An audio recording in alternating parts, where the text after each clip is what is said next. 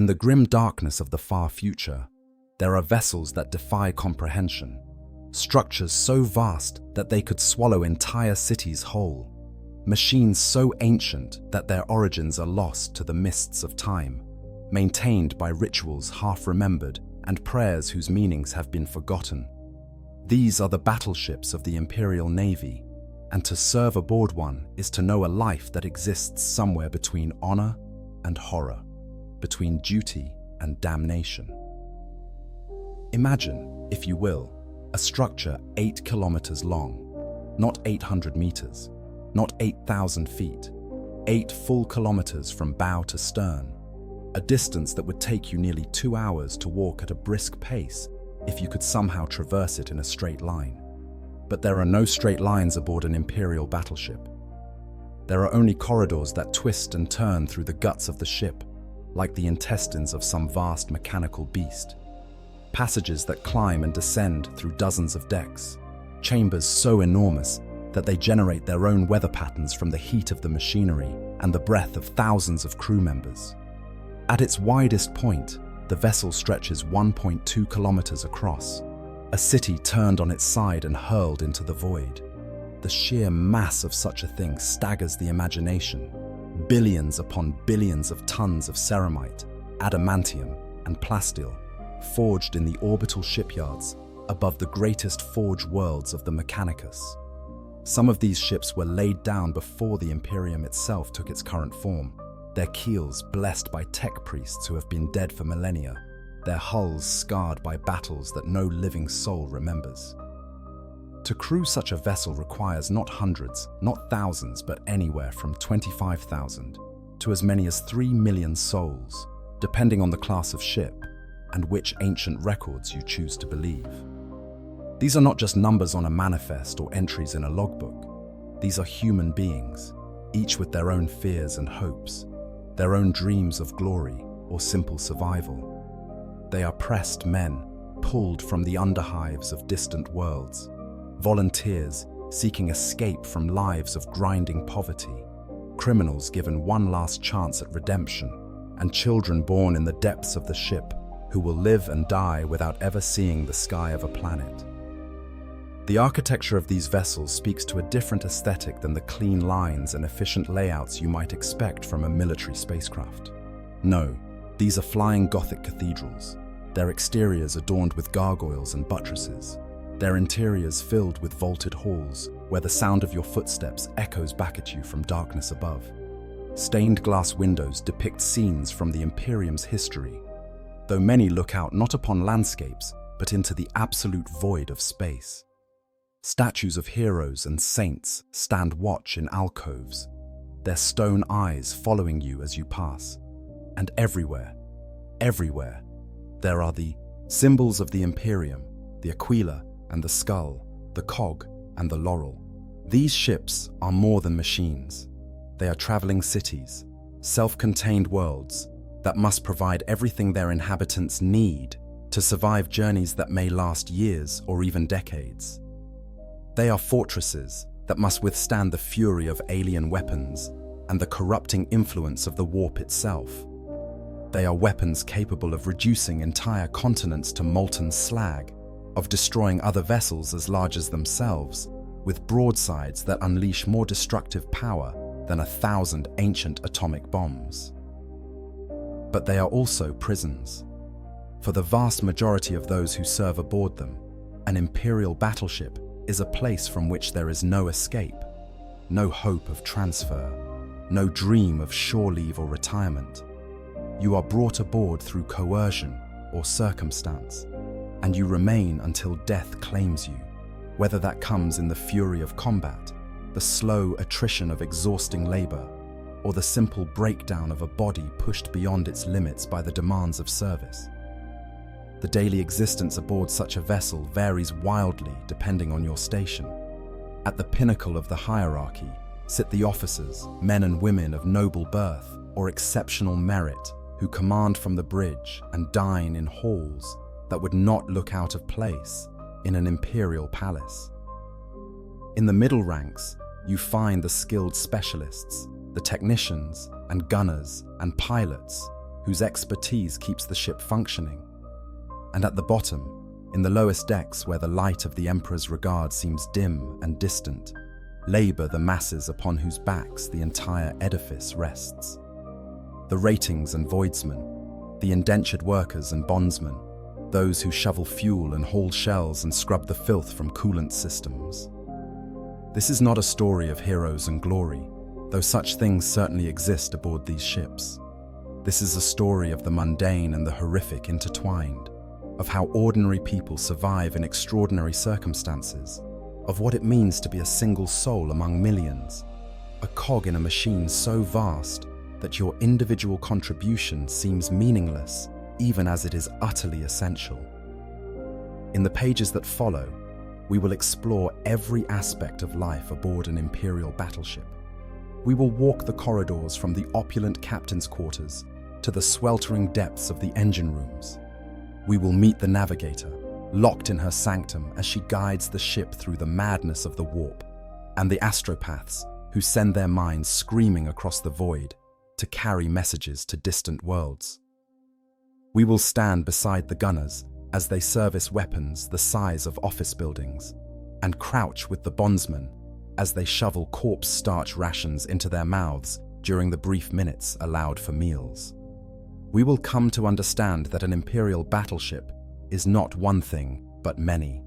It is a weapon, it is a home, it is a temple, it is a tomb, and for those who serve aboard, it is their entire world, a world that travels between the stars, but offers no escape from the brutal realities of the 41st millennium.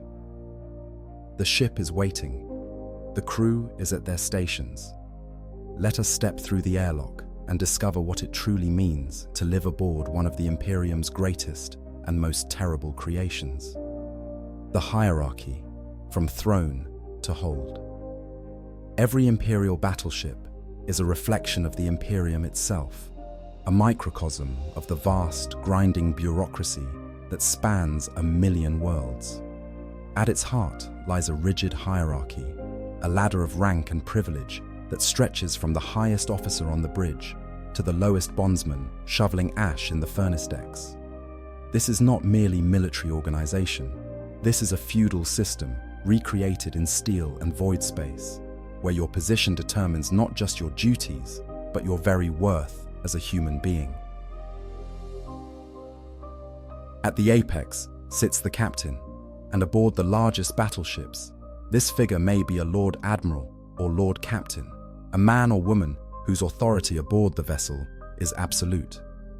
They do not simply command the ship, they own it in a very real sense, holding ancient warrants and charters that make them masters of all who serve beneath them. The captain occupies quarters that would shame a planetary governor, suites of rooms that sprawl across entire sections of the command deck, bedrooms the size of small halls, offices lined with books and trophies from 100 campaigns, dining rooms where banquets are served on silver plate while the ship's chef prepares delicacies transported at great expense from across the sector. The captain's authority is near absolute, limited only by the oversight of the fleet commissar and the expectations of Imperial Navy doctrine. They can promote or demote at will, dispense punishment ranging from extra duties to summary execution, and make tactical decisions that will seal the fate of thousands. In return for this power, they bear a crushing weight of responsibility. The loss of a battleship is not merely a military defeat. It is a catastrophe that may take centuries to rectify, for these vessels cannot be quickly replaced. The shipyards that birth them work on timescales measured in decades at best, and many battleships in service are older than the memory of anyone aboard them. Serving directly beneath the captain is a command staff that mirrors the structure of planetary nobility. The first officer, often called the executive officer or second in command, manages the day-to-day operations of the ship, while the captain focuses on strategy and command decisions. This is no small task. On a vessel crewed by hundreds of thousands, the mere coordination of shift changes and duty assignments requires a staff of dozens. The first officer must know the ship intimately, must understand the capabilities and limitations of every system, must be able to step into the captain's role at a moment's notice should death or injury claim the commander. The command deck itself houses a collection of specialized officers, each responsible for a critical aspect of the ship's operations. The Master of Ordnance oversees all torpedo tubes and attack craft, coordinating the efforts of deck crews who service the massive bombers and fighters stored in the launch bays. The Master Gunner maintains the macro cannon batteries and lance arrays, ensuring that the ship's primary weapons remain capable of unleashing the Emperor's wrath upon the enemies of mankind. These are not ceremonial positions. These are men and women who have dedicated their lives to understanding the intricacies of weapons systems that could level cities. Among the command staff, there are figures whose presence speaks to the unique nature of void warfare in the age of the Imperium. The navigator occupies a position of tremendous importance and equally tremendous isolation. This mutant psyker, marked by the third eye that allows them to perceive the currents of the warp, guides the ship through the nightmare realm of the Imperium. Navigators are not part of the normal chain of command. They belong to ancient noble houses that predate the Imperium itself, and they are contracted to serve aboard vessels rather than being pressed or enlisted like common crew. Their quarters reflect their status, sealed sanctums located near the ship's prow, where the navigator can extend their warp sight into the chaos ahead, without endangering others with the terrible things they must witness. The astropathic choir represents another category of essential specialists. These psychers, their eyes burned from their skulls during the soul-binding ritual with the Emperor himself, serve as the ship's only means of faster-than-light communication. They occupy chambers deep within the vessel, spaces lined with psychically resonant materials and warded with hexagrammatic sigils to protect them from the entities that prowl the warp. When the ship must send or receive messages across the void, the astropaths gather in their choir, combining their limited powers to project or receive thoughts across light years of space. It is exhausting work that leaves them physically and mentally drained, and the mortality rate among astropaths is sobering. They burn out like candles, their minds consumed by the constant strain of touching the warp. The tech priests of the Adeptus Mechanicus form their own hierarchy within the ship's crew. The senior engineer, sometimes called the Master of the Forge, oversees all maintenance and repair operations. Beneath them serve dozens or hundreds of lesser tech adepts, each specializing in different systems, from the plasma drives that propel the ship to the void shield generators that protect it from enemy fire. The tech priests are not truly part of the Imperial Navy's command structure. They serve the Omnissiah, the machine god of Mars, and they are seconded to naval vessels as part of the ancient Treaty of Mars. This creates a complex dynamic, for while the captain commands the ship, the tech priests control access to much of its functionality. A captain who angers the senior engineer may find that critical repairs take much longer than they should, or that system failures occur at suspiciously convenient moments. The Master-at-Arms commands the ship's armsmen, the soldiers who defend against boarding actions and maintain internal security. On a vessel the size of a battleship, this force may number in the thousands, organized into companies and platoons that drill constantly in the corridors and holds. They are not Imperial Guard, those planet-bound soldiers who form the bulk of the Imperium's military might. They are void-born warriors, trained to fight in zero gravity, in corridors choked with smoke and fire, in the chaos of a ship torn open by enemy fire. The Master-at-Arms answers directly to the captain, but must also coordinate with the Master of Ordnance when organizing boarding parties to assault enemy vessels. The ship's chaplain, a representative of the ecclesiarchy, holds a peculiar position in the hierarchy. Technically, they have no direct command authority over the crew. In practice, their spiritual authority gives them tremendous influence. The chaplain conducts daily prayers and observances, leads the crew in hymns before battle, identifies potential heretics among the masses, and reminds everyone from the captain to the lowest bondsman of their duty to the God Emperor. A word from the chaplain can elevate a common rating to a position of trust, or consign an officer to investigation by the Inquisition. They move through the ship like a shadow of the Emperor's judgment, present at ceremonies and battles alike. The fleet commissar serves a similar but more martial purpose. Appointed by higher authorities in the Imperial Navy, the commissar ensures that discipline and morale remain strong. They have the authority to declare any member of the crew, up to and including the captain, unfit for service if they judge them incompetent or unreliable. This power makes the commissar simultaneously respected and feared.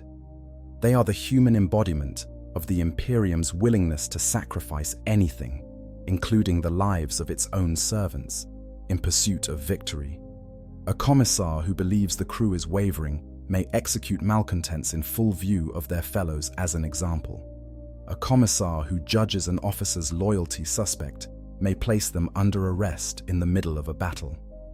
Beneath this upper echelon of command, the hierarchy becomes more granular but no less rigid. Lieutenants serve as the captain's deputies, each assigned to oversee specific ship systems. The lieutenant in charge of the astro-navigation section ensures that the ship's course is plotted correctly and coordinates with the navigator. The gunnery deck lieutenant manages the gun crews and maintains discipline among the thousands who service the macro cannons. These officers are often young men and women from noble or military families, serving their first tours of duty aboard capital ships as they learn the trade of void warfare. Below the lieutenants come the midshipmen, the absolute lowest rank of commissioned officer. These are students more than commanders, technically afforded an officer's respect, but still undergoing the grueling training that will transform them into true naval officers. Their duties are hands-on and educational, everything from leading small work parties to standing watch on the bridge during quiet shifts. Midshipmen are traditionally quartered somewhere in the midsection of the ship, far from both the luxurious command deck and the squalid lower decks, a physical reminder of their intermediate status. The warrant officers form the crucial link between the commissioned officers and the enlisted crew. These are men and women promoted from the ranks, given written warrants that elevate them above common ratings while keeping them below the commissioned ranks. A captain with even the most mutinous crew can keep the ship running as long as they can rely on their warrant officers. These individuals know the ship intimately, having worked their way up from the lowest positions, and they understand both the capabilities of the crew and the harsh realities of life in the depths. Warrant officers disseminate orders, ensure those orders are carried out, and maintain discipline through a combination of respect earned through experience and the liberal application of floggings when necessary. The ratings form the vast bulk of the crew, the tens or hundreds of thousands who perform the actual work that keeps the ship functional. These are the voidsmen who maintain conduits and repair bulkheads, the gun layers who sight and fire the macro cannons, the loaders who haul shells the size of ground cars into the firing chambers. Every rating has a specific classification that defines their role, a designation like gun layer 3rd class or fuse changer 2nd class that places them within a Byzantine system of specializations and subspecializations. Contrary to what one might expect, many ratings are actually volunteers. For those born on hive worlds where existence is a daily struggle for survival, service in the Imperial Navy offers regular meals, steady pay, and the possibility of seeing something beyond the endless hab blocks of their birth. The conditions aboard a warship may be harsh, but they are often better than what these individuals left behind. Still, volunteers never fully meet a battleship's requirements, and this is where the press gangs enter the picture. A press gang, typically led by a young ensign and accompanied by a squad of armsmen, has the legal authority to conscript crew from any imperial world the ship visits.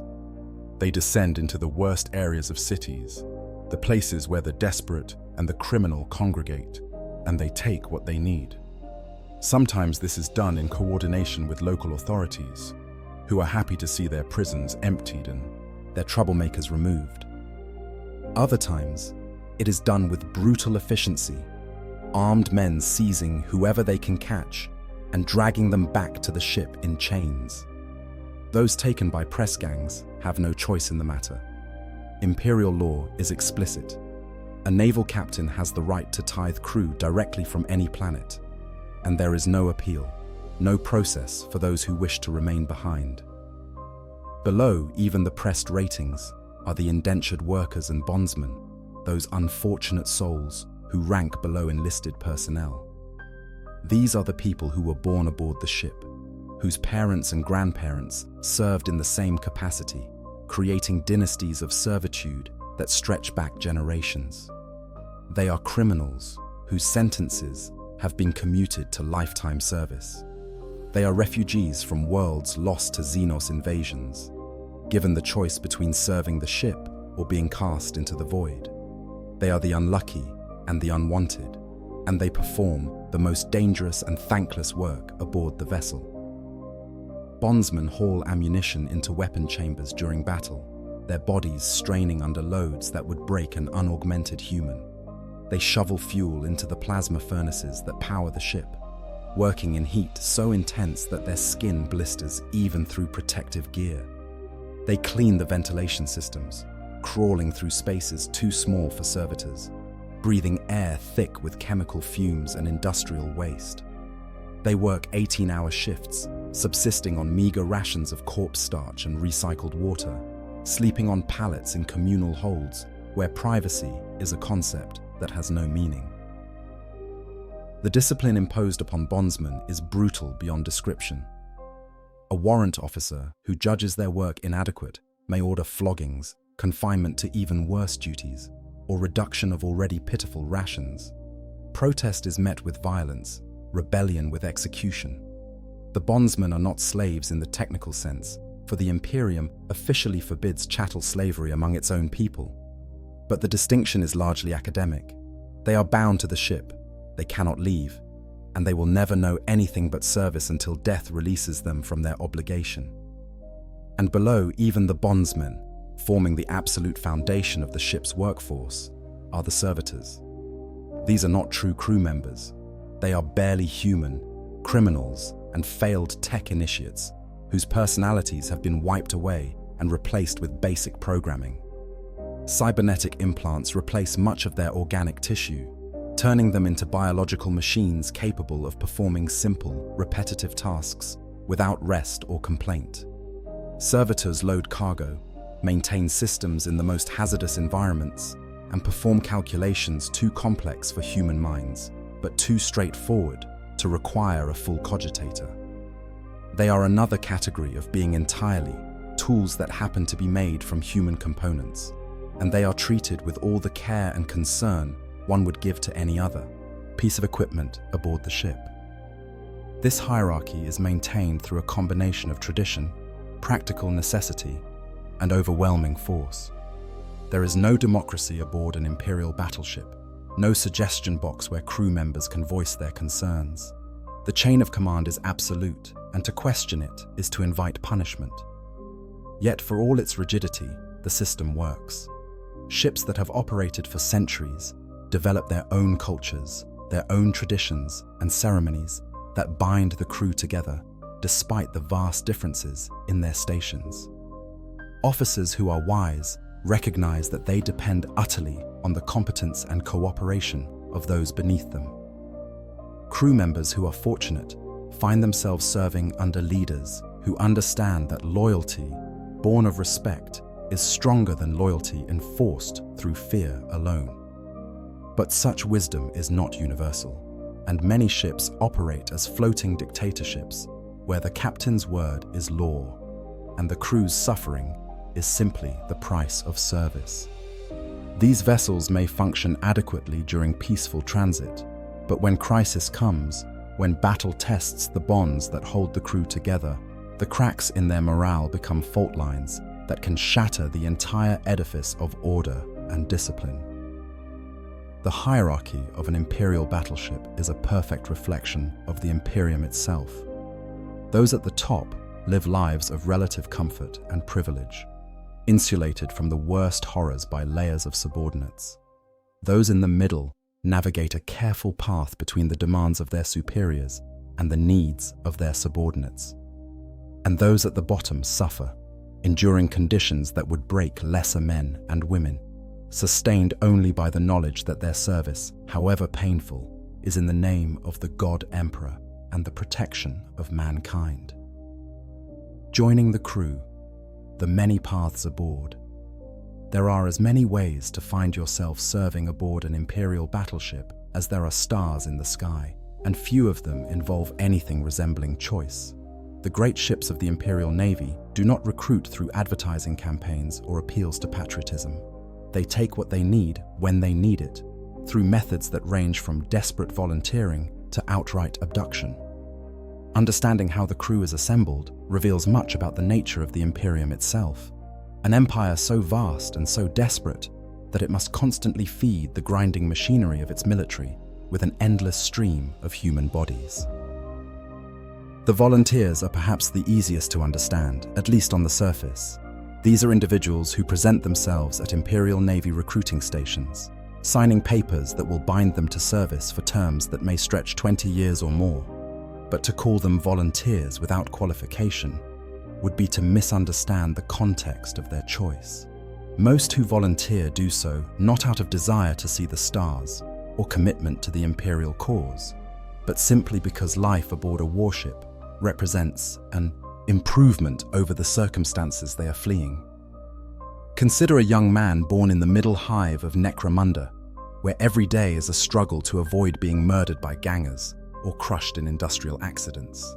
Employment, if it can be found at all, means 16-hour shifts in manufactorums where the air is thick with toxic fumes and the machinery has been known to eat workers who lack sufficient caution. Food is corpse starch, supplemented with synthetic proteins that taste like industrial lubricant. Water is recycled through systems so old that it carries the metallic tang of corroded pipes. In such circumstances, the promise of regular meals, actual pay, and the chance to escape the hive entirely can seem like deliverance. The recruiting sergeant makes it sound almost appealing. 3 meals a day, guaranteed. Training in skills that will serve you for life. The chance to see worlds beyond your birth planet, to be part of something greater than yourself. What the sergeant does not mention, or mentions only in passing, are the conditions aboard ship, the brutal discipline, the danger of void combat, the likelihood that you will die far from home, your body either blasted into atoms by enemy fire, or, if you are fortunate, consigned to the ship's recyclers to feed your fellows. These details are not technically hidden, but neither are they emphasized during the recruitment process. Yet even understanding all this, thousands upon thousands make the choice to volunteer. For many, it truly is the best option available. A rating aboard a naval vessel at least has a function, a place in the hierarchy, protection from the casual violence that characterizes life in the worst sectors of Imperial society. They may die in service, but they will not starve in the streets or disappear into the darkness of an underhive settlement where no one will remember their names.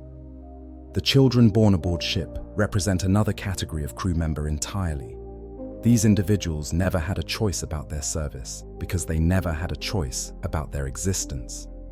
Their parents served aboard the vessel, and they were born in the same corridors they will likely die defending. Growing up aboard a battleship creates a unique perspective. These children know nothing of planetary life, have never felt wind on their faces or rain on their skin. The corridors and chambers of the ship are their entire world, and the void beyond the hull is not an absence to be feared, but simply the natural state of the universe. Such individuals are prized by the officers who command them, for they understand the ship in ways that newcomers never truly can. They know which passages flood during certain maneuvers, which bulkheads groan most loudly under stress, which sections tend to be warmer or cooler based on their proximity to heat exchangers and cooling systems. They can navigate in near total darkness, feeling their way through passages they have traversed since childhood. They speak their own dialect, a variant of Low Gothic mixed with ship's cant and technical jargon that can be almost incomprehensible to outsiders.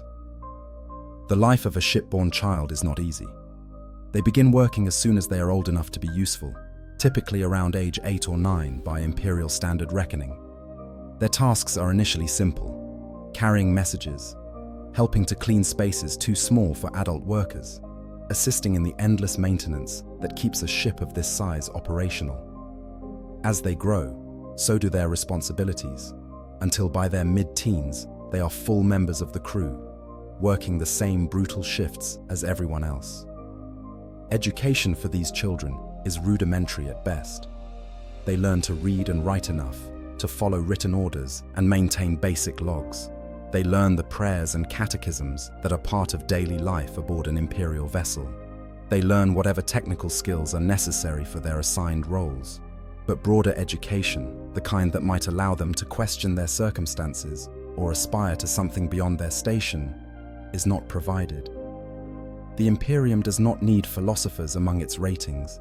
It needs obedient workers who will perform their duties without complaint until death claims them.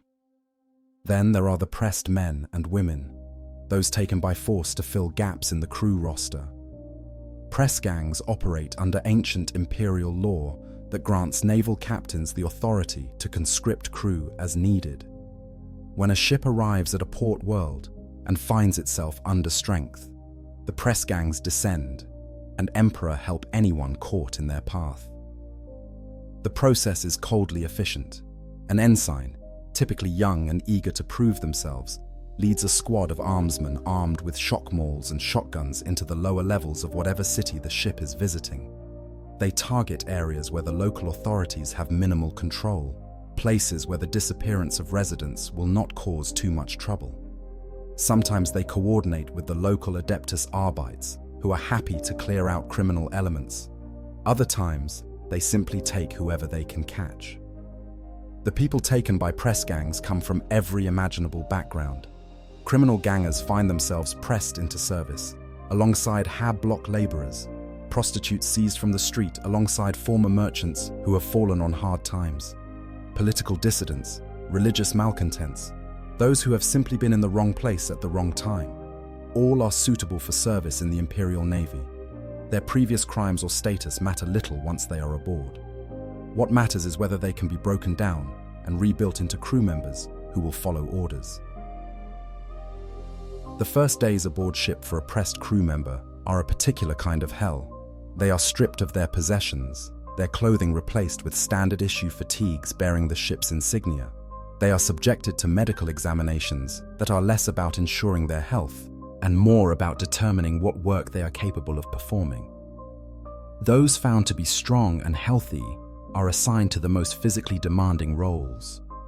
Those with useful skills may find themselves in somewhat better positions, and those who resist or attempt escape serve as examples, their punishment public and brutal. The breaking process is deliberate.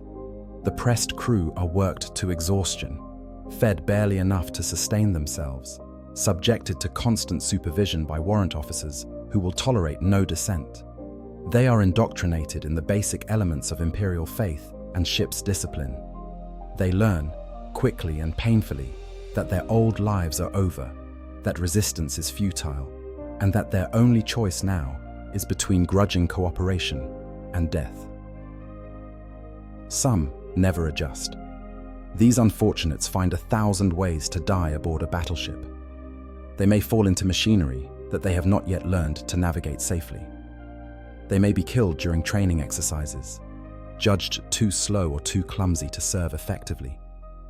They may simply give up, refusing to eat or work until death takes them. The ship keeps no special accounting of these losses. They are noted in the daily casualty reports alongside those killed by more conventional causes, and their bodies are processed like any other dead crew member. But most, eventually, adapt. The human capacity for survival is remarkable, and even those who began their service in chains can come to find a kind of purpose in the routine. It is not happiness, certainly. It is not the life they would have chosen, but it is life. and that is more than many alternatives offer in the Imperium of man. Then there are the criminals, those whose sentences have been commuted from execution or imprisonment to lifetime service aboard naval vessels. The Imperium's justice system is harsh beyond measure, with crimes ranging from theft to heresy punishable by death. But the Navy is always hungry for crew, and a criminal's life sentence can be served just as well aboard a warship as in a penal colony. These individuals are marked, their previous crimes noted in their records, and they are watched carefully by the armsmen and warrant officers. They are given the most dangerous and unpleasant assignments, places where their deaths would be regrettable but not catastrophic to the ship's operations. Some of these criminal crew members were guilty of their accused crimes. Others were not, victims of corrupt local authorities or simply convenient scapegoats for problems that needed solving. Aboard the ship, it matters little. They are all treated the same, as individuals whose past failures must be redeemed through service to the Imperium. Those who serve well may eventually earn a kind of redemption, their past crimes, if not forgotten, then at least set aside. Those who do not serve well simply die sooner than they might have otherwise. There are also the refugees, those taken aboard when their worlds fall to xenos, invasion or chaos corruption. When a planet can no longer be defended and evacuation becomes necessary, the Imperial Navy does not have the capacity to save everyone. The ships that arrive to evacuate a doomed world can carry only a fraction of the population, and those taken aboard often find that they have traded one form of suffering for another. They are distributed among the crew quarters, given work to justify their continued consumption of resources, and told that they should be grateful for the Emperor's mercy in granting them even this chance at survival. The integration of new crew members, regardless of how they arrived aboard the ship, follows certain patterns. They are assigned to work parties overseen by experienced ratings or warrant officers who will teach them their duties while ensuring they do not cause problems. They are housed in communal quarters where they will be watched by their fellow crew members, making it difficult for them to cause trouble without being reported. They are required to attend daily prayers and observances, where the chaplain will reinforce the message that they serve the God Emperor, that their suffering has purpose, that their sacrifice is meaningful. Over time, if they survive, they begin to be accepted as part of the ship's crew. They learn the informal rules that govern life aboard the vessel, the traditions and superstitions that bind the crew together. They develop relationships with their fellow workers, forming bonds forged in shared hardship. They may even begin to take a kind of pride in their service, to feel that they are part of something larger than themselves. But they never truly escape the circumstances of their recruitment. Those who were pressed will always know that they were taken against their will. Those born aboard will always be limited by their lack of experience with anything beyond the ship's bulkheads. Those who volunteered may come to regret their choice, but by then it is far too late to change their minds. And the ship does not care about their feelings on the matter. The ship needs crew, and it has them, and that is the only calculation that matters. The accumulation of crew over time creates a complex social structure aboard the ship. Veterans who have served for decades hold informal power based on their experience and knowledge. New arrivals must navigate not just the official hierarchy, but also the unwritten rules of crew culture. Friendships form, rivalries develop, and occasionally something like romance blooms in the rare moments when crew members have both privacy and energy enough to pursue it. But underlying all of this is the fundamental reality that no one aboard the ship, except perhaps the highest-ranking officers, is there entirely by choice. They are there because the Imperium needs them, and the Imperium's needs always supersede the desires of individuals.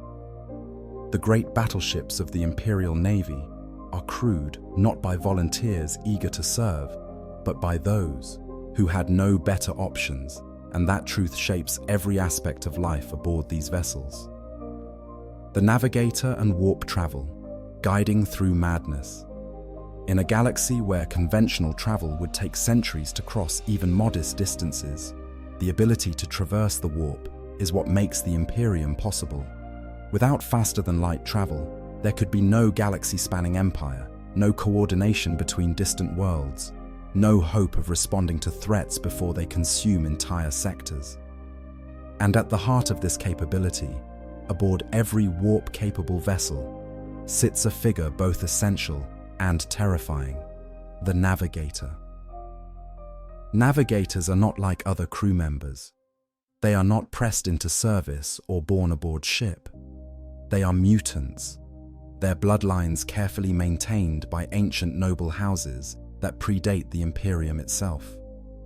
The mutation that makes them navigators is the result of genetic manipulation performed during the Dark Age of technology, creating a strain of humanity capable of perceiving the warp without immediately going insane or being possessed by the entities that dwell there. But this capability comes at a terrible cost.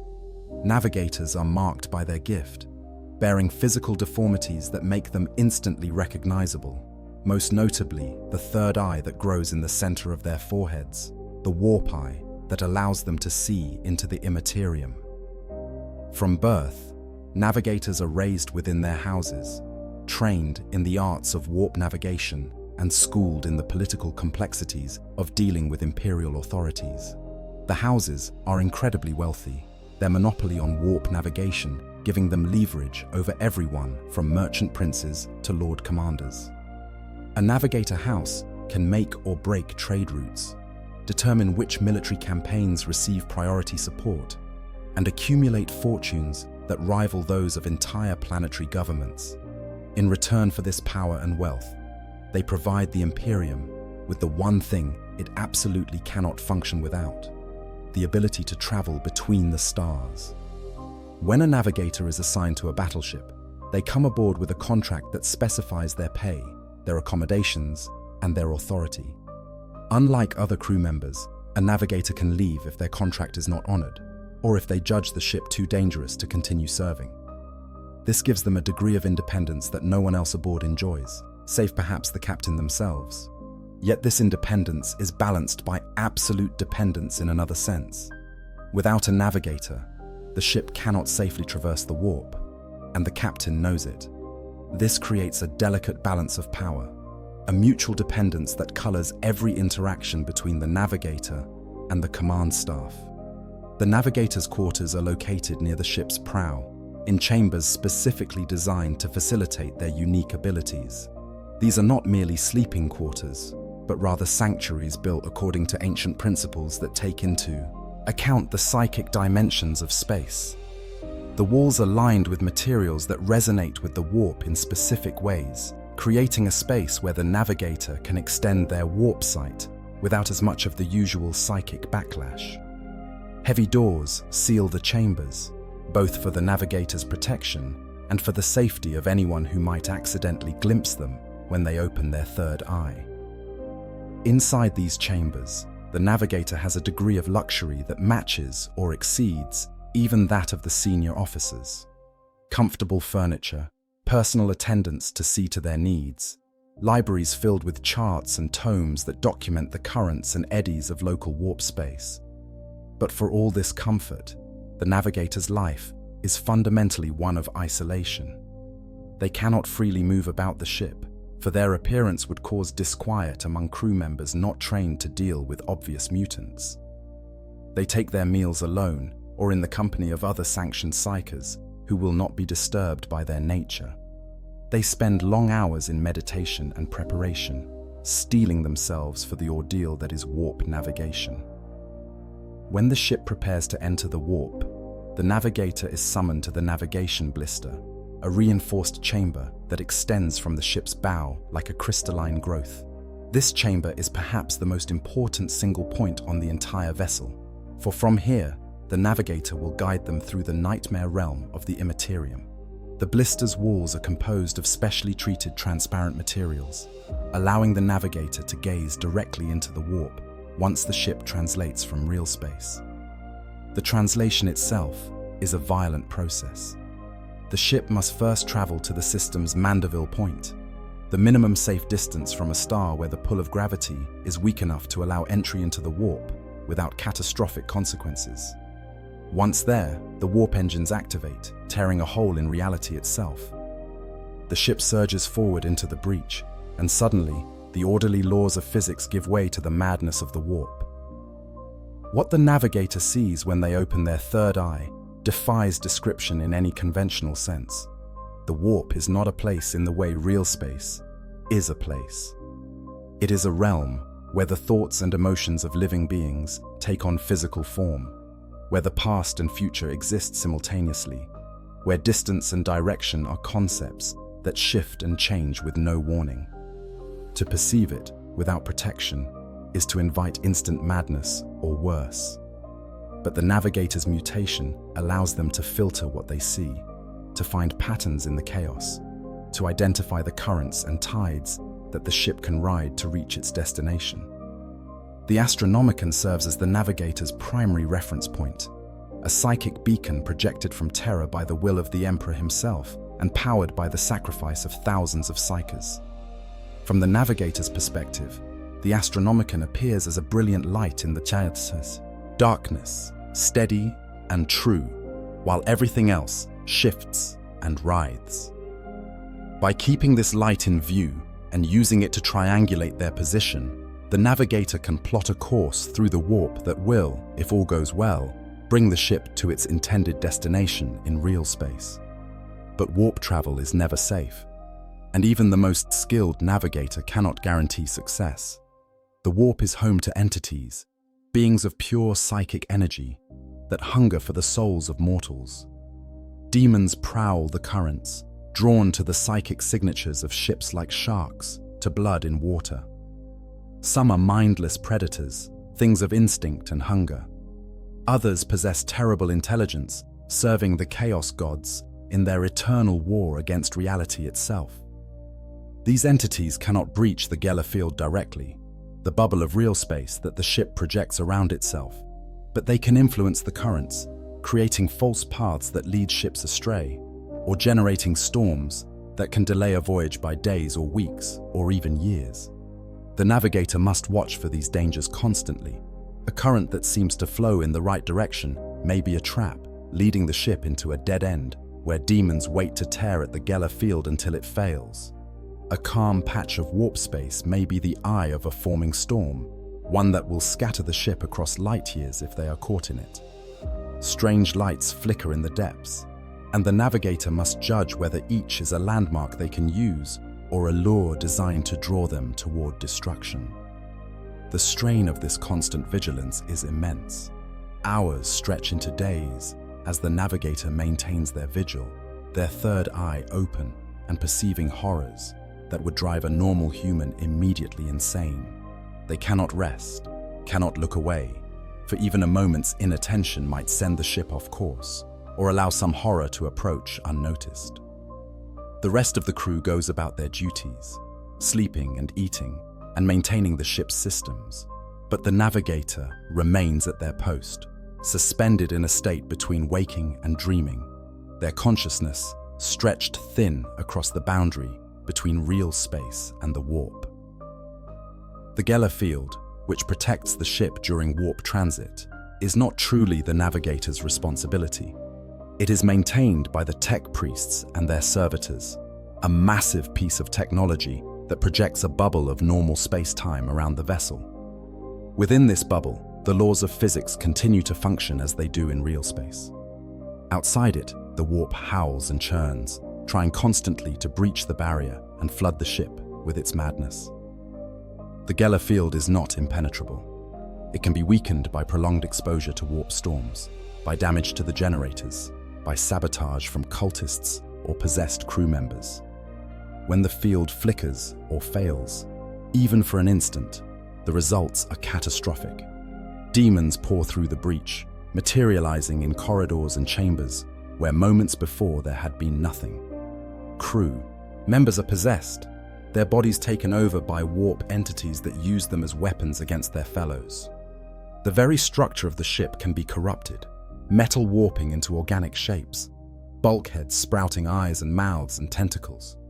The navigator can sense when the Geller field weakens, can feel the attention of the entities beyond focusing on the ship with greater intensity. In such moments, they must make terrible decisions. Do they press on, hoping the field holds long enough to reach their destination? Do they attempt to translate back into real space, risking the ship emerging far off course, or even centuries off their intended time? There is no good answer, only choices that trade one kind of risk for another. Even successful warp journeys exact a toll on the navigator. The constant exposure to the warp leaves psychic scars, memories of things seen that cannot be forgotten. Navigators who serve for decades often develop strange quirks and phobias, behavioral tics that mark them as damaged by their service. Some become paranoid, seeing signs of corruption everywhere. Others retreat into themselves, speaking less and less until they communicate only through written notes or telepathic impressions. The most unfortunate simply burn out, their minds overwhelmed by the accumulation of warp exposure until they can no longer function as navigators. When a navigator burns out or dies, the ship faces a crisis. Without a navigator, extended warp travel becomes impossibly dangerous. The ship can make short, blind jumps of only a few light years at a time, relying on cogitator calculations rather than active guidance. Such jumps are made with the understanding that the ship might emerge light years off course, or decades in the future or past, or not at all. For a military vessel on campaign, the loss of a navigator can end the mission, forcing the ship to return to port to seek a replacement. The relationship between a navigator and their ship is complex. They are not part of the crew in the conventional sense, but neither are they simply contractors providing a service. Over time, a navigator develops an intimate knowledge of their vessel, learning its quirks and tendencies in the warp, understanding how it responds to different kinds of warp currents.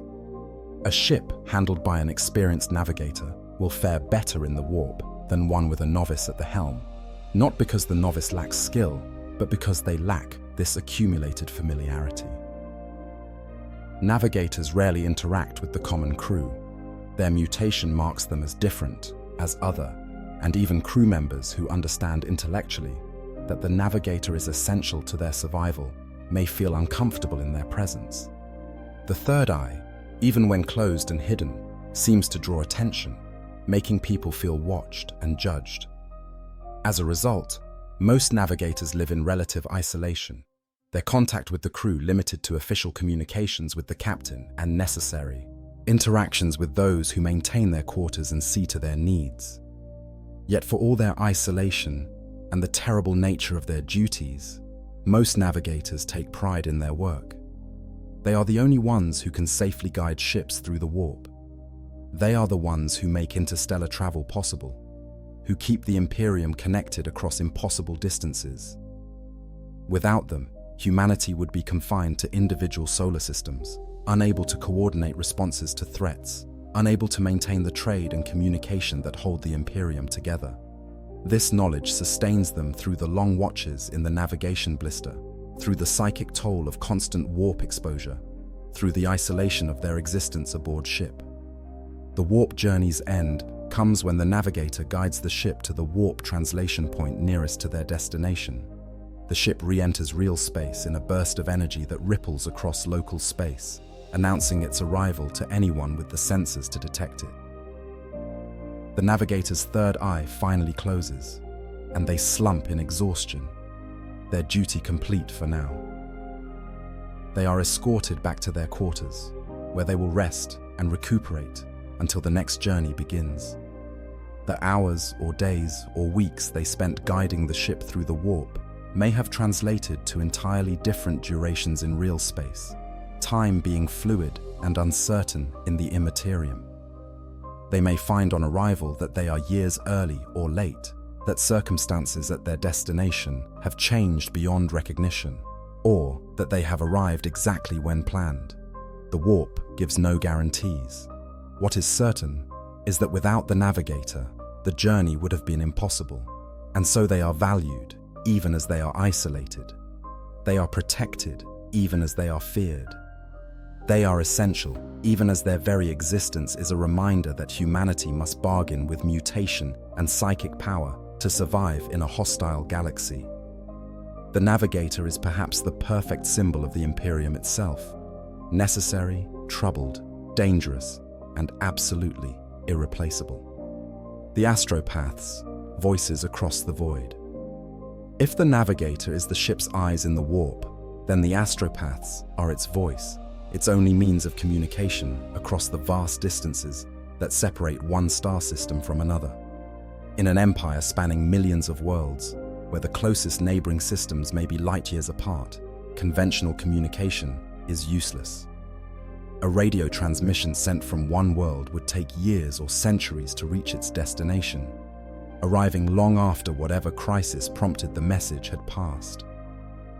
The Imperium's solution to this problem is the astropath, sanctioned psychers, whose telepathic abilities allow them to project their thoughts through the warp itself, achieving in moments what physical signals could never accomplish.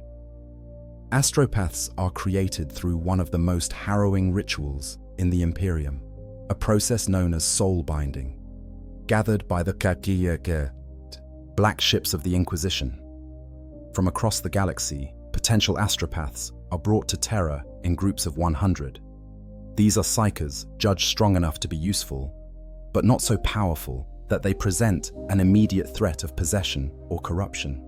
On Terra, they are brought before the Golden Throne itself, into the physical presence of the Emperor of mankind. What happens next is an experience that defies human comprehension, a psychic connection between the Emperor's vast consciousness and the fragile minds of the assembled psychers. The soul binding burns out the physical eyes of every astropath who survives it, leaving empty sockets where once there were eyes. This is not an accident, but rather a necessary consequence of the ritual. The Emperor's psychic might is so overwhelming that mortal flesh cannot withstand direct exposure. The eyes, as windows to the soul, bear the brunt of this cosmic force. But what is taken in flesh is returned in spirit. The soul binding grants the astropath a direct connection to the Emperor's will, a piece of his power that strengthens their minds and helps protect them from the demons and perils of the warp. This protection is not absolute, but it is vastly greater than what an unsanctioned psyker might possess. Not all of those brought before the Golden Throne survive the soul binding. Many die during the ritual, their minds shattered by forces they cannot comprehend. Others emerge alive but broken, their personalities destroyed, or their sanity fragmented beyond recovery. But those who do survive, who come through the ordeal intact and sane, become astropaths, joining a brotherhood of blind seers whose service is absolutely essential to the functioning of the Imperium. Aboard a battleship, the astropaths form what is called a choir, typically numbering anywhere from 3 to a dozen individuals, depending on the size and importance of the vessel. They are led by a choir master telepathica, an astropath of particular skill and experience who coordinates their efforts and serves as the primary liaison with the ship's command staff. The choir chambers are located deep within the vessel, in sections heavily shielded and warded against psychic interference.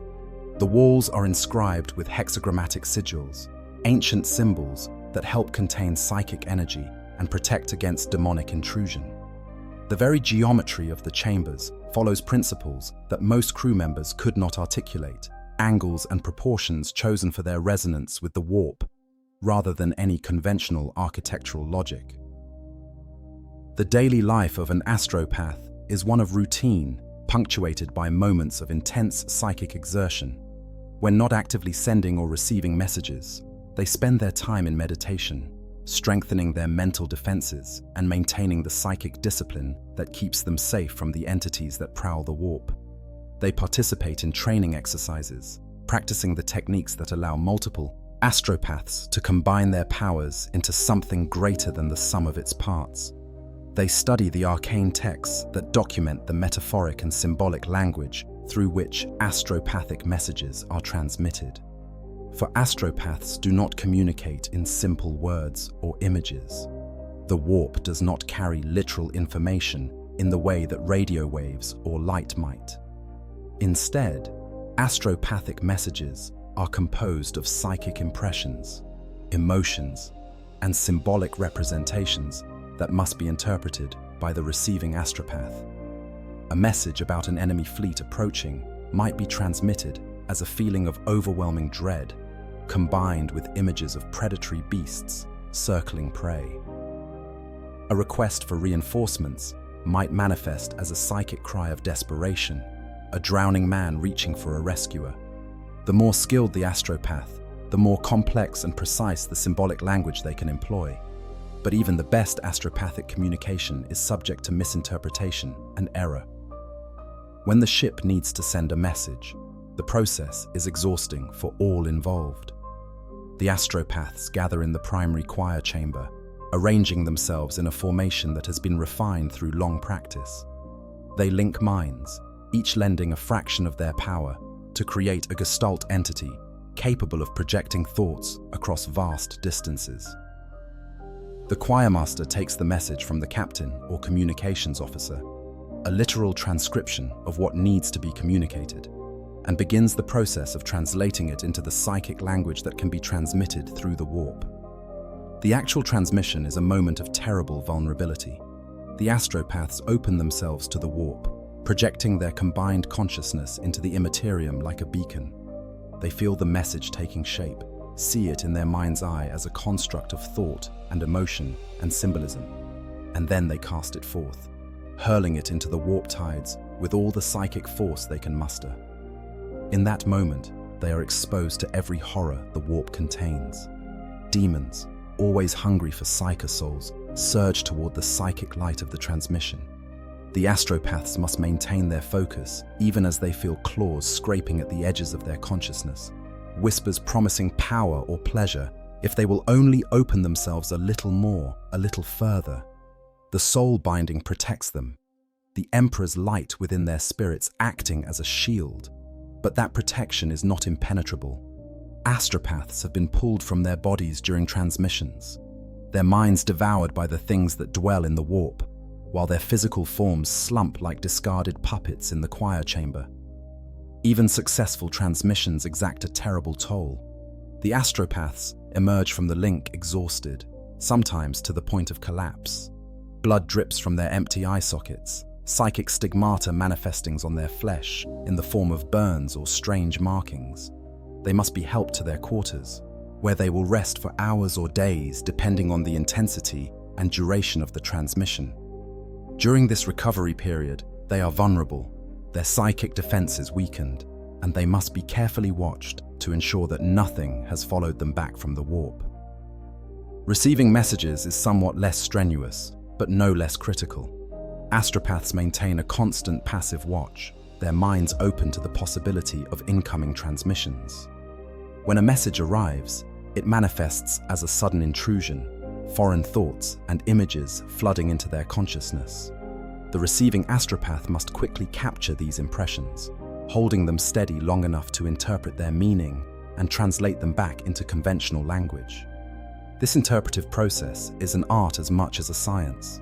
Two different astropaths receiving the same message might translate it in slightly different ways, emphasizing different aspects of the symbolic content. A message intended to convey urgency might be interpreted as panic or merely concern, depending on the receiver's state of mind and personal experiences. This introduces an unavoidable element of uncertainty into astropathic communication, a fuzziness that stands in stark contrast to the precise coordination that modern warfare requires. Naval commanders must learn to work with this uncertainty, to plan operations that account for the possibility that messages have been misunderstood or delayed or simply lost in the warp's chaos. For messages can be lost. Not every astropathic transmission reaches its destination. The warp is not a reliable medium. Storms can disrupt transmissions, scattering psychic energy before it reaches its intended recipient. Demons can intercept messages, corrupting them or simply devouring the psychic energy they contain. Distance degrades transmission quality, messages sent across multiple sectors becoming increasingly garbled and difficult to interpret. The astropaths do what they can to ensure clarity, but there are limits to what is possible. This unreliability creates constant anxiety for ship commanders. A critical message sent might not arrive for days or weeks, if at all. Orders from Fleet Command might be intercepted or delayed, leaving ships operating on outdated information or forced to use their own initiative in situations where coordination was expected. The astropaths themselves live with the knowledge that their failures can have catastrophic consequences, that a message lost or misinterpreted might doom entire worlds. The physical and psychic strain of astropathic service means that most astropaths die relatively young, certainly far younger than their counterparts who were judged unsuitable for astropathic training and sent instead to other roles. The constant exposure to the warp, even filtered through the protection of the soul binding, leaves marks on body and spirit alike. Astropaths develop strange quirks and ailments. Some experience phantom sensations, feeling touches and hearing sounds that have no physical source. Others suffer from precognitive dreams or visions, seeing fragments of possible futures, but unable to distinguish them from waking imagination. The eldest astropaths often seem to drift halfway between the material world and the warp, present in body but distant in spirit, as if some part of them has already crossed over into that other realm. Yet for all the hardship and danger, astropaths generally take pride in their service. They are not like the psychers fed to the golden throne to power the Astronomicon, their souls consumed in a matter of days or weeks. They are not like the untrained and unsanctioned psychers hunted by the Inquisition, living in fear of discovery and execution. They are sanctioned, trained, valued members of the Imperium's vast apparatus, and their skills are indispensable. Without astropaths, there would be no way to coordinate fleets across light years of space, no means of calling for aid when disaster strikes, no method of maintaining even the fiction of a unified Imperium spanning the galaxy. The relationship between astropaths and the rest of the ship's crew is complicated by their nature as sanctioned psychers. Everyone knows what they are, knows that they bear the witch mark, knows that they can touch the warp in ways that would destroy a normal human. This knowledge breeds fear and suspicion, even among crew members who understand intellectually that the astropaths are necessary and loyal servants of the Imperium. Most crew avoid the choir chambers if they can, uncomfortable with the thought of being near such concentrated psychic activity. The astropaths themselves often prefer this isolation, finding that the presence of too many unshielded minds can be overwhelming to their psychic senses. Like the navigator, astropaths are accorded a degree of respect and accommodation that ordinary crew members never receive. They have their own quarters, private rooms, rather than communal dormitories, spaces where they can retreat from the constant psychic noise of thousands of minds pressed together in the ship's confines. They are excused from most of the general labor that occupies the rest of the crew, their time dedicated to maintaining their abilities and their readiness to serve. They eat better food, not luxuriously, but at least nutritiously. For an astropath weakened by malnutrition is an astropath less able to resist the dangers of their calling. When battle comes, the astropaths play a role that is invisible to most of the crew, but absolutely critical. They send constant updates to Fleet Command or other ships in the formation, reporting the battleship's status, damage sustained, enemy forces engaged. They receive tactical intelligence and new orders, relaying them to the bridge even as weapons fire rocks the ship and damage reports flood in from every section. In the chaos of void combat, where sensor readings can be jammed or spoofed, and visual observation is limited to what can be seen through reinforced viewports, astropathic communication may be the only reliable way to coordinate with allied forces. The astropaths also serve another, darker purpose during battle. When the ship takes catastrophic damage, when it becomes clear that destruction is imminent, the astropaths will attempt one final transmission. They will gather whatever strength remains to them and send a last message into the void, a final report of what happened and why. These death screams, as they are sometimes called, are often garbled and incomplete, the psychic equivalent of a transmission cut off mid-sentence. But they provide intelligence that might be crucial for understanding enemy tactics or locating lost ships. They are the ship's last gift to the Imperium, purchased with the lives of the astropaths who make the sacrifice. In the rare times when astropaths have leisure, they often gather together, finding comfort in the company of those who share their burden. They tell each other stories, not with words, but with direct mind-to-mind contact, sharing experiences and memories in ways that no conversation could match. They play psychic games, gentle exercises that keep their skills sharp without the risk of full warp exposure. They pray, not with the rote recitations common among the crew, but with genuine devotion, thanking the Emperor for the protection he provides and asking for continued strength to serve. For in the end, that is what drives them, the knowledge that they serve the Emperor, not just in abstract principle, but in literal fact, having stood in his presence and received his blessing. Every message they send successfully, every communication that arrives where it was intended, is another small victory against the chaos that threatens to tear the Imperium apart. They are the invisible threads that tie together the vast fabric of human civilization across the stars, and they bear this burden with as much grace as mortal flesh can manage. The Tech Priests, keepers of the machine spirit. To the uninitiated, the machinery aboard an Imperial battleship might seem no different from any other complex technological system. Engines that must be maintained, weapons that must be serviced, systems that must be monitored and repaired when they malfunction. But those who truly understand the nature of Imperial technology know that this is dangerously incomplete. The machines are not mere assemblages of metal and circuitry.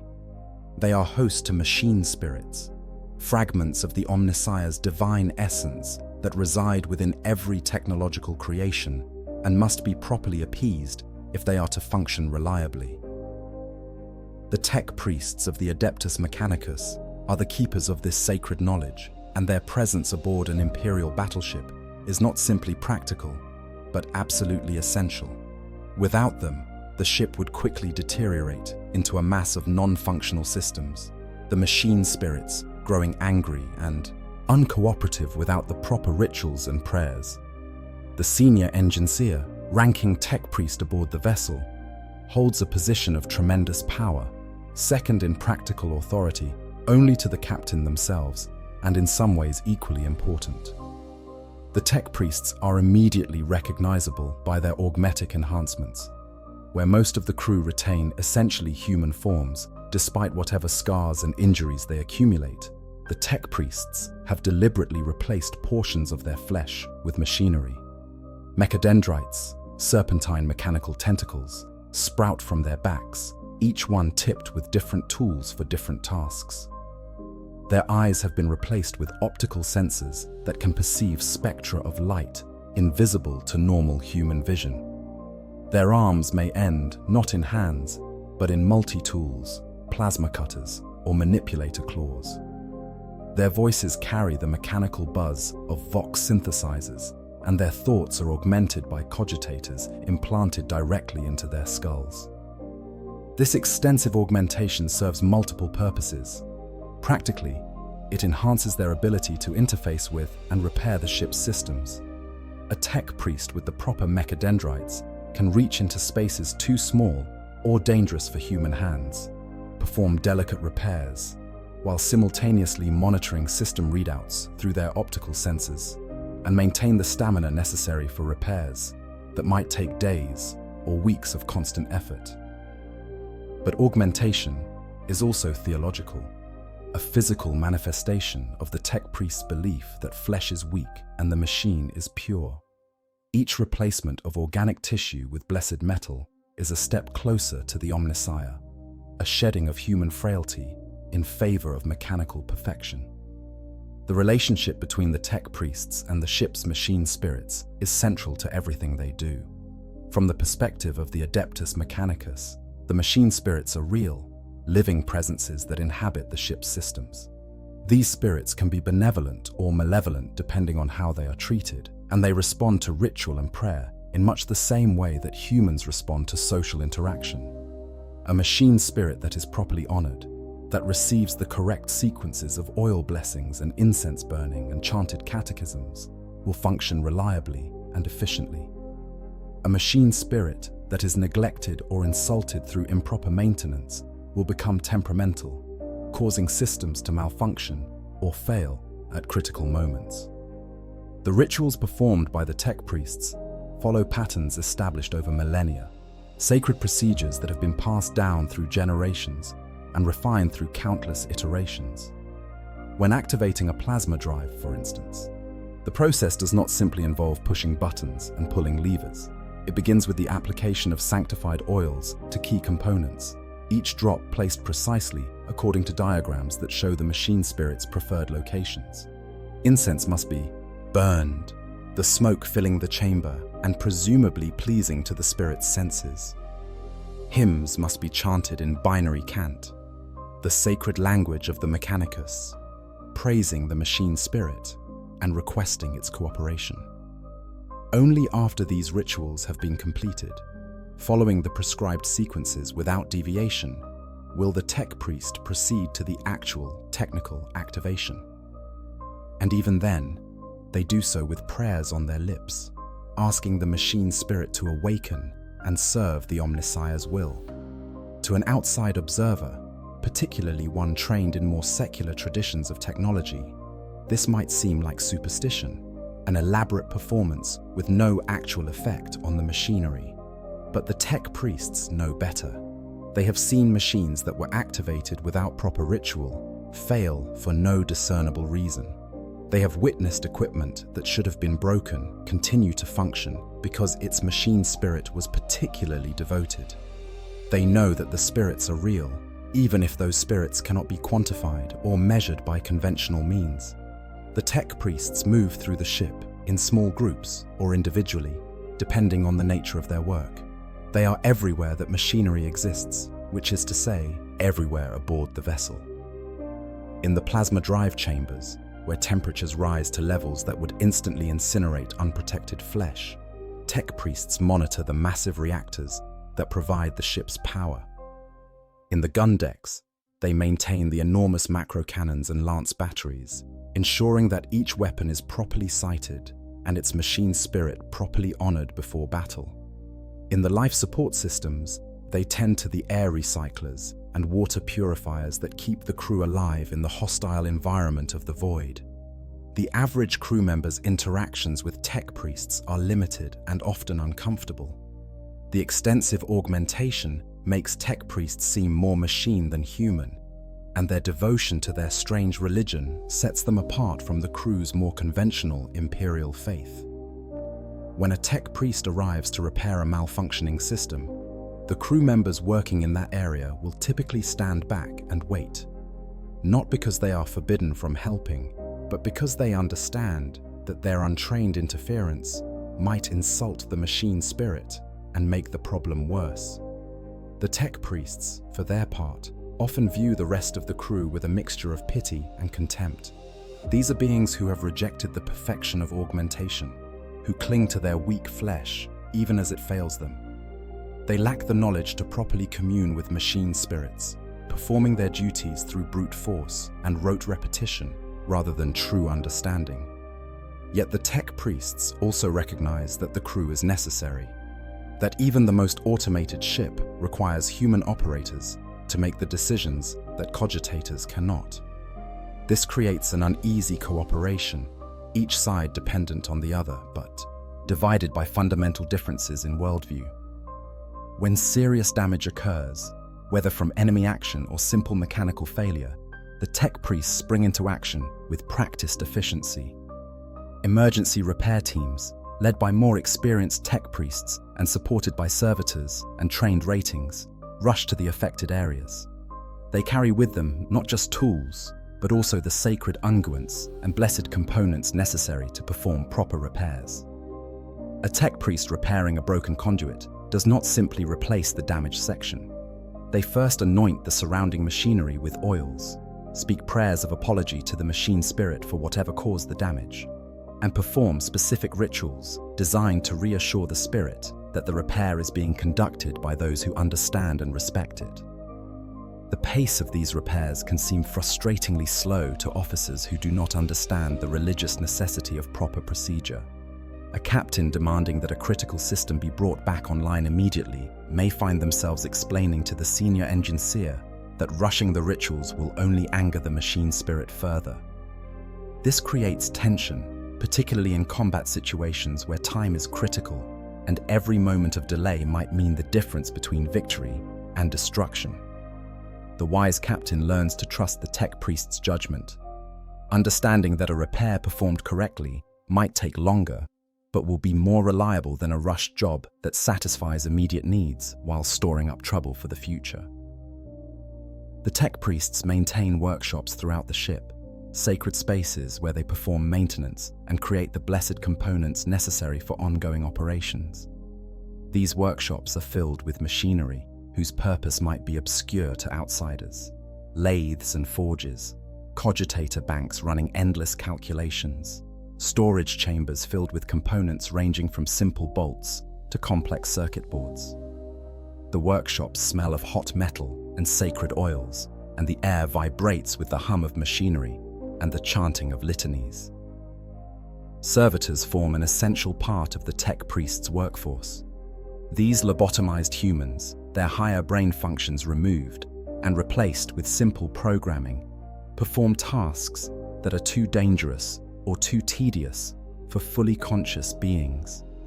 They haul heavy components, hold positions for extended periods without tiring, and operate in environments where even augmented tech priests cannot safely go.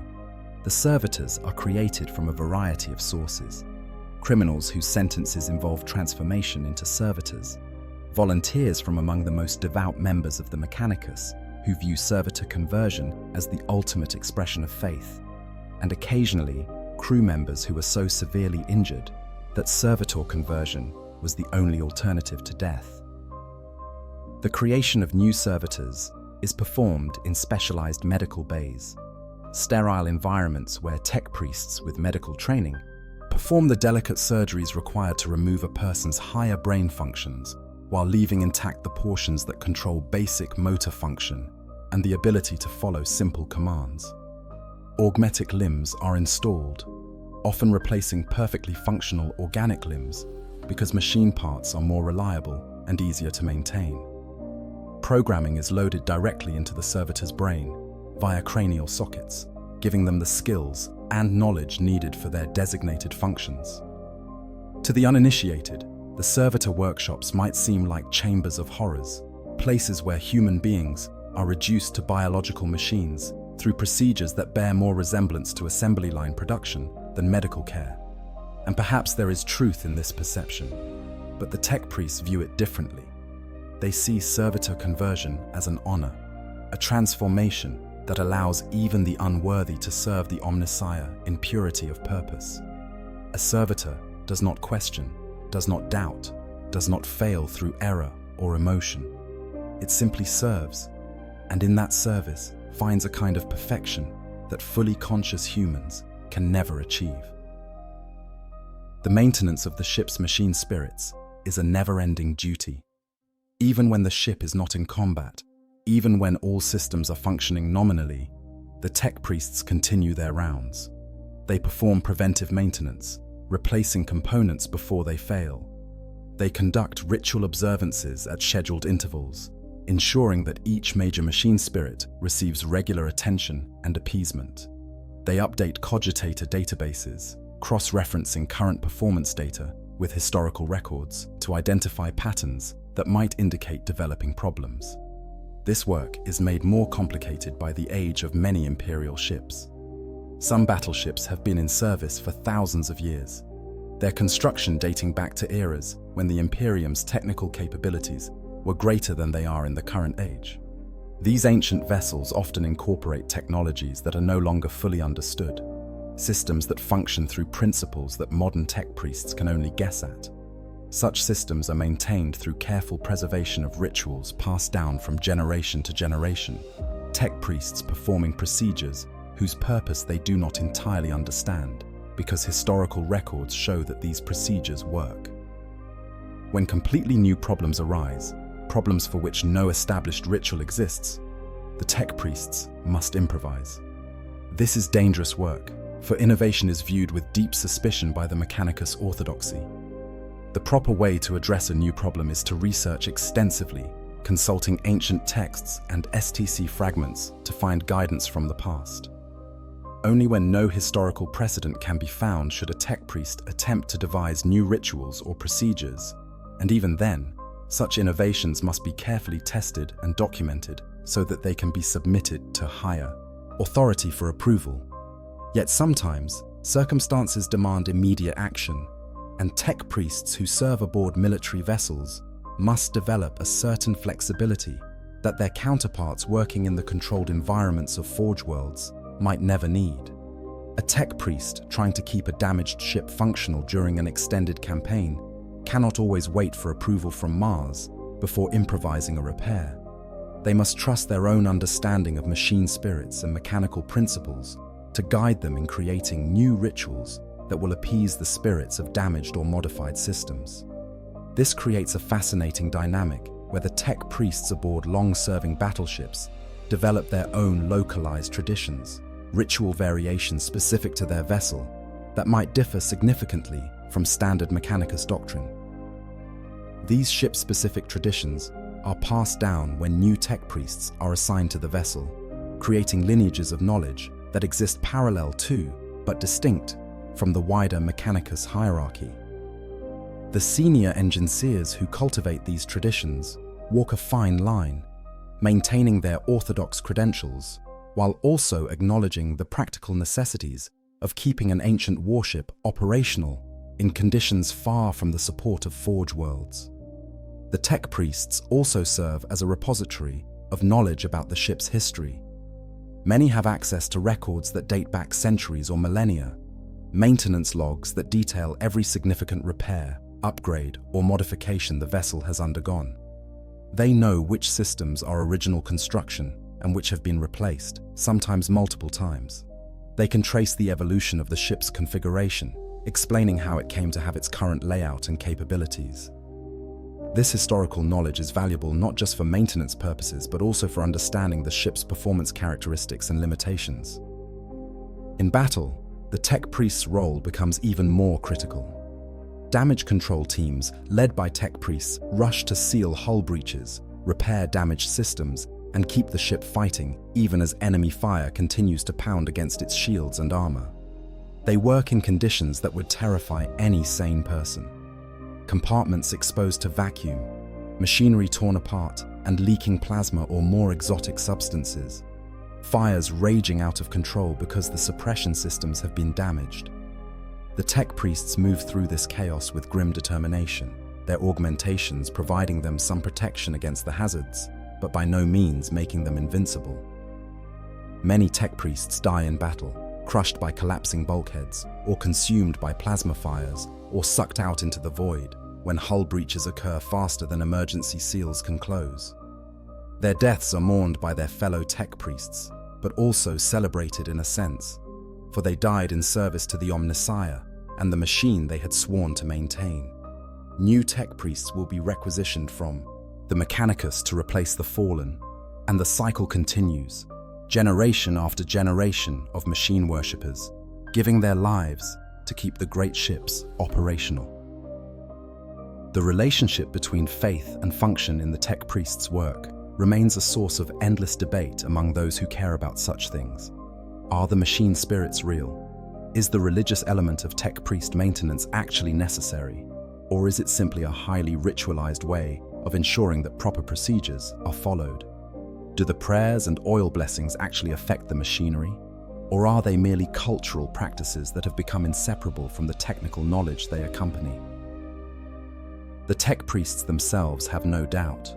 They have seen too much, experienced too many incidents that defy rational explanation, to question the reality of machine spirits. They know that their faith works, that the rituals produce results, and that is sufficient. Whether their understanding of the underlying mechanisms is correct or not matters less than the fact that their methods successfully maintain technology that would otherwise decay into unusability. In the grim darkness of the far future, where dogma and desperation intertwine, the tech priest's faith in the machine, God and its manifestations, is as essential to the Imperium's survival as the ships they maintain. Daily life in the depths, the lower decks. To understand life aboard an Imperial battleship, you must first understand that for the vast majority of the crew, existence is defined by the lower decks. These are not the gleaming corridors of the command levels, where officers stride purposefully beneath vaulted ceilings and lighting remains consistent and bright. These are the working sections, the guts of the ship where the real labor happens, where tens or hundreds of thousands of souls toil in conditions that vary from merely uncomfortable to actively hazardous. The lower decks are a maze. Corridors twist and branch in patterns that seem deliberately designed to confuse, the original ship's layout having been modified and extended over centuries or millennia of operation. What was once an external bulkhead might now be buried deep within the ship after additional sections were added to the hull. Spaces that began as storage chambers might have been converted to crew quarters or workshops, then converted again and again until their original purpose is lost to memory. To navigate these depths requires either extensive experience or the guidance of those who were born here and know the passages as well as you might know the rooms of your childhood home. Lighting in the lower decks is inconsistent at best. The official illumination sources, lumen strips running along the ceilings or walls, often fail and may go unreplaced for weeks or months until someone with sufficient authority notices and orders repairs.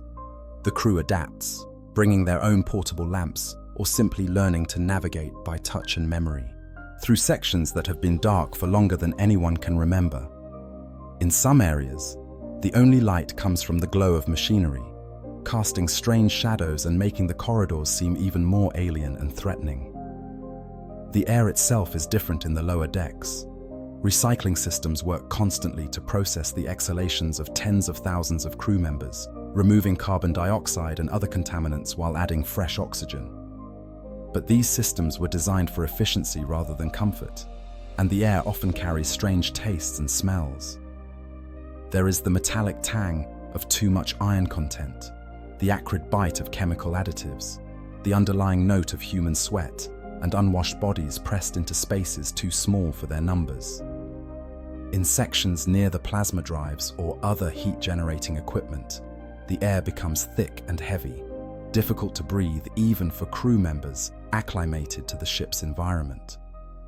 Temperature varies wildly throughout the lower decks, based on proximity to different systems. Near the engines and reactor chambers, the heat can be overwhelming, with crew members working in nothing but thin undershirts and still dripping with sweat within minutes of beginning their shifts. In sections far from heat sources, particularly those near the outer hull, where the void's cold penetrates, despite layers of armor and insulation, the crew must bundle in whatever warm clothing they can scrounge or trade for. The ship's environmental systems attempt to maintain consistent temperatures, but in a structure 8 kilometers long with millions of cubic meters of interior space, perfect climate control is an impossible dream. Noise is constant and all-pervading in the lower decks. The ship never truly rests. Machinery runs continuously, creating a symphony of mechanical sounds that forms the background to all activity. There is the deep thrumming of the plasma drives, felt more than heard, vibrating through the deck plates beneath your feet. There is the hiss and clank of coolant systems, the whir of ventilation fans, the random clangs and bangs as components shift and settle. In some sections, the noise is loud enough that crew members must wear ear protection or risk permanent hearing damage. In others, it is merely a constant presence, something you learn to ignore, but that shapes your experience nonetheless. The crew quarters for the lower deck workers vary enormously depending on rank and position, but even the best of them would seem crowded and squalid to anyone accustomed to planetary living conditions. The common ratings typically sleep in dormitories, large chambers filled with bunks stacked 3 or even 4 high. These bunks are narrow, barely wider than a single person, with just enough space for a crew member to lie on their back. There is no privacy, no personal space beyond the bunk itself, and perhaps a small locker where possessions can be secured. The dormitories house anywhere from dozens to hundreds of crew members, creating an environment of constant noise and activity.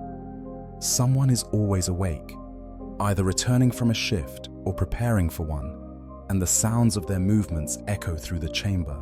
Snoring, coughing, the mumbled words of those experiencing nightmares, the occasional argument or fight between crew members who have rubbed each other wrong, all of these form the soundscape of sleep in the lower decks. The bunks themselves are not particularly comfortable. The mattresses, such as they are, consist of thin foam pads that do little to cushion the hard surface beneath. Blankets are worn and often inadequate, particularly in the colder sections of the ship. Crew members who have served long enough typically acquire additional layers through trade or salvage, building up a nest of fabric that provides some insulation and comfort. The bunks smell of sweat and unwashed bodies, for bathing facilities are limited and heavily rationed.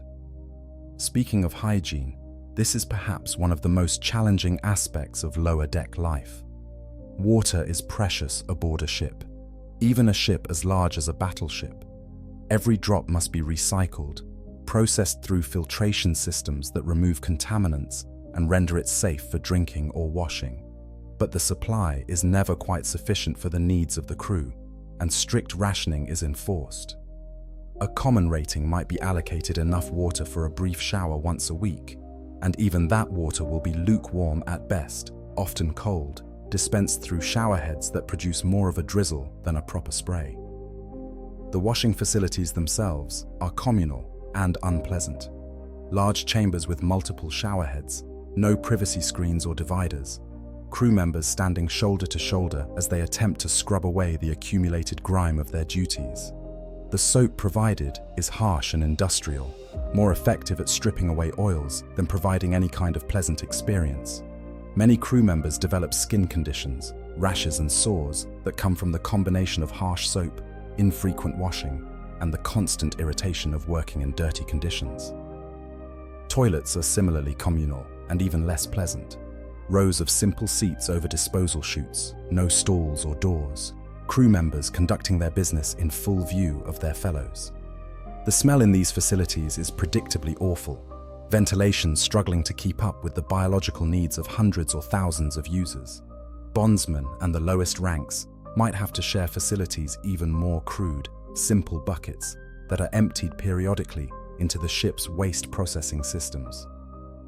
The food provided to the lower deck crew is nutritious in the technical sense, but hardly appetizing. The standard ration for a common rating consists largely of corpse starch, that infamous grey paste made from recycled organic matter, including, allegedly, the bodies of dead crew members. Whether this allegation is true varies by ship and by circumstances. On some vessels, corpse starch is indeed made partially from human remains, the bodies of the dead being too valuable a resource to waste when food is scarce. On others, the starch comes from vegetable matter and synthetic proteins, but the name persists because no one can entirely shake the suspicion of what might be in the paste. Corpse starch can be processed into various forms. Sometimes it comes as a paste straight from the tin to be eaten with a spoon or spread on hard biscuits that are only slightly more appealing than the starch itself. Sometimes it is pressed into bars or cakes that can be carried and eaten during shifts. Occasionally, for variety, it might be mixed with water and other ingredients to create something approaching soup or stew, though the result is unlikely to remind anyone of actual cuisine. The taste of corpse starch is uniformly described as unpleasant. It carries a flat, vaguely metallic flavor, with an aftertaste that lingers unpleasantly. The texture is sometimes gritty, sometimes too smooth, never quite right. Crew members learn to eat it because the alternative is starvation, but no one pretends to enjoy it. Those with connections or resources might supplement their rations through trade, acquiring items smuggled aboard from port worlds or produced in the ship's own agricultural sections if it has any. A piece of actual fruit, a bit of real meat, even chocolate or a sweet. These luxuries can command impressive prices in the lower deck economy. Meals are taken in shifts in communal dining halls, large spaces filled with long tables and benches where crew members gather to consume their rations and rest briefly before returning to duty. The dining halls are loud and crowded, filled with the sounds of hundreds of conversations, arguments, occasional fights. They are also one of the few places where crew members from different sections might interact, creating opportunities for the social bonds and informal networks that help make life in the lower decks bearable. The work itself, the actual duties that fill a crew member's waking hours, varies enormously depending on assignment, but is universally demanding. Gun crews might spend their shifts hauling shells the size of ground cars into firing chambers, work that requires teams of dozens coordinating their efforts to move and position each enormous projectile. The shells are heavy beyond what seems possible, and even with mechanical assistance, moving them requires strength and coordination. A crew member who slips, who fails to maintain their grip at the crucial moment, might be crushed as tons of metal fall on them. Engine room crews work in heat that is almost unbearable, monitoring the plasma drives and reactor systems that power the ship. These crew members are responsible for fuel feeding, for monitoring temperature and pressure gauges, for adjusting flows to match the demands placed on the ship's systems by navigation and combat. The work is endless, for the engines never truly rest, and it is dangerous, for a mistake in these sections can result in explosions, radiation leaks, or plasma fires that consume everything in their path. Maintenance crews crawl through the bowels of the ship, accessing ventilation ducts, coolant systems, power conduits, all the infrastructure that keeps the ship functional. They work in spaces that were not designed for human occupation, tight passages where you must crawl on hands and knees or slither on your belly, where the wrong movement might leave you stuck until a rescue team can extract you if one can be spared. They breathe air thick with dust and chemical fumes, their hands torn by sharp edges and rough surfaces, their bodies aching from the contortions required to reach the components they must service. The shifts are long, typically 12 hours on and 12 off, though this can be extended during emergencies or combat operations. A crew member who completes their shift does not return to rest immediately. They must first navigate back to their quarters through the maze of corridors, often a journey of many minutes or even hours if they work in a particularly distant section. Then they must attend to their personal needs, eating if a meal is available, washing if their allotment permits, perhaps mending worn clothing or equipment. Only after all this can they finally collapse into their bunk for what sleep they can manage before the cycle begins again. There is no such thing as time off in the conventional sense, no weekends or holidays for the crew of an Imperial battleship. Service is continuous until death or discharge, which amounts to the same thing for those pressed into service or born aboard. The closest thing to rest comes during travel through quiet sectors, when the ship is not in combat and system demands are at their lowest. During such times, the crews might have marginally more time to themselves, a few extra hours before the next shift begins. They use this time in various ways, depending on their inclinations and opportunities. Gambling is endemic throughout the lower decks. Card games and dice, betting on everything from shift assignments to the outcomes of battles, currency changing hands in the form of ration tickets, small luxuries, or IOUs that bind crew members into webs of debt and obligation. The ship's authorities officially discourage gambling, but enforcement is sporadic at best. As long as the games do not interfere with duties and do not lead to serious violence, most officers are content to look the other way. Alcohol, when it can be obtained, provides another form of escape. Some ships have official rations of amasec, or other spirits dispensed to the crew in small quantities. Others have thriving illegal stills hidden in forgotten sections, producing liquor from whatever organic matter can be fermented. The quality of such spirits is generally terrible, but the effects are the same.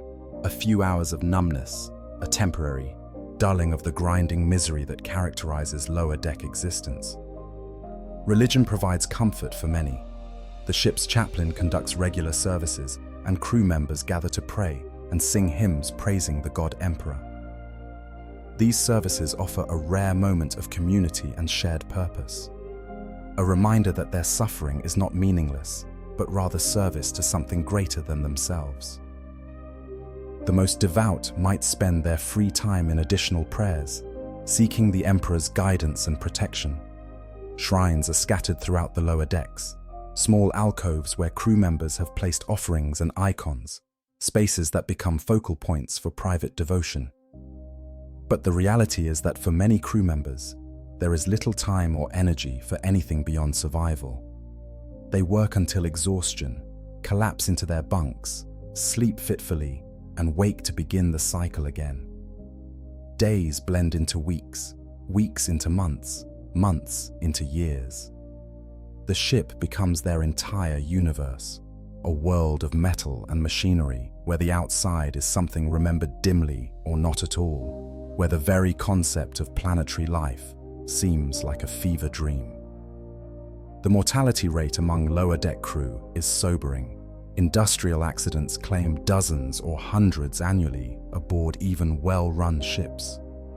Machinery malfunctions, crushing or burning or poisoning those unfortunate enough to be nearby. Crew members fall from heights, misjudging distances or losing their footing. They succumb to diseases that spread rapidly in the crowded, unsanitary conditions.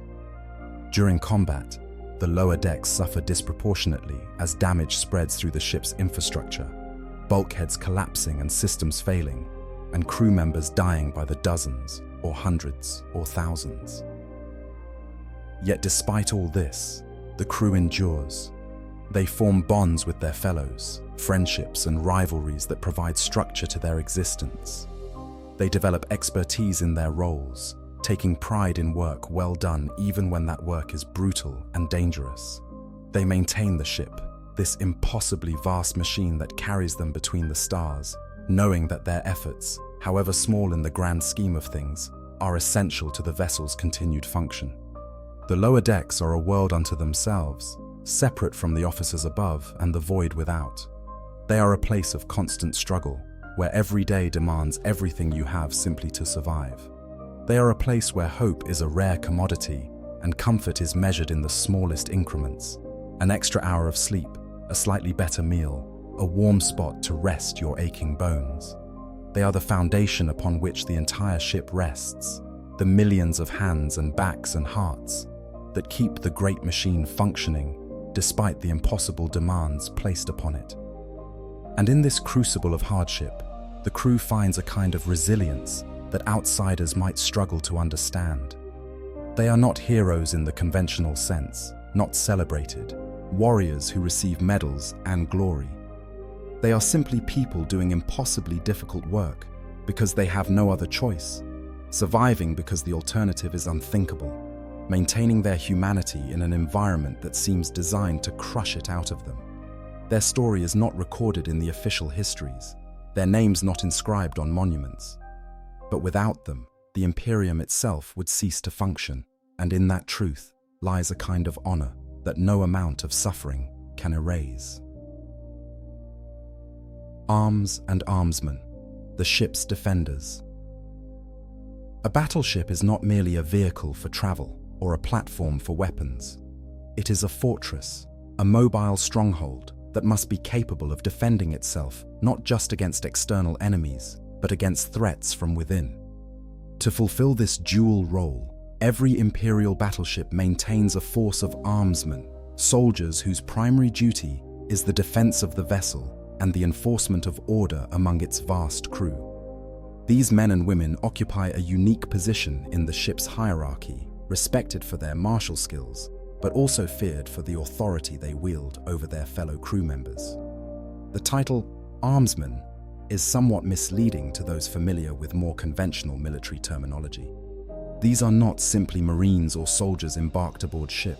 They are void warfare specialists, trained specifically for the unique challenges of combat in the confines of a spacecraft.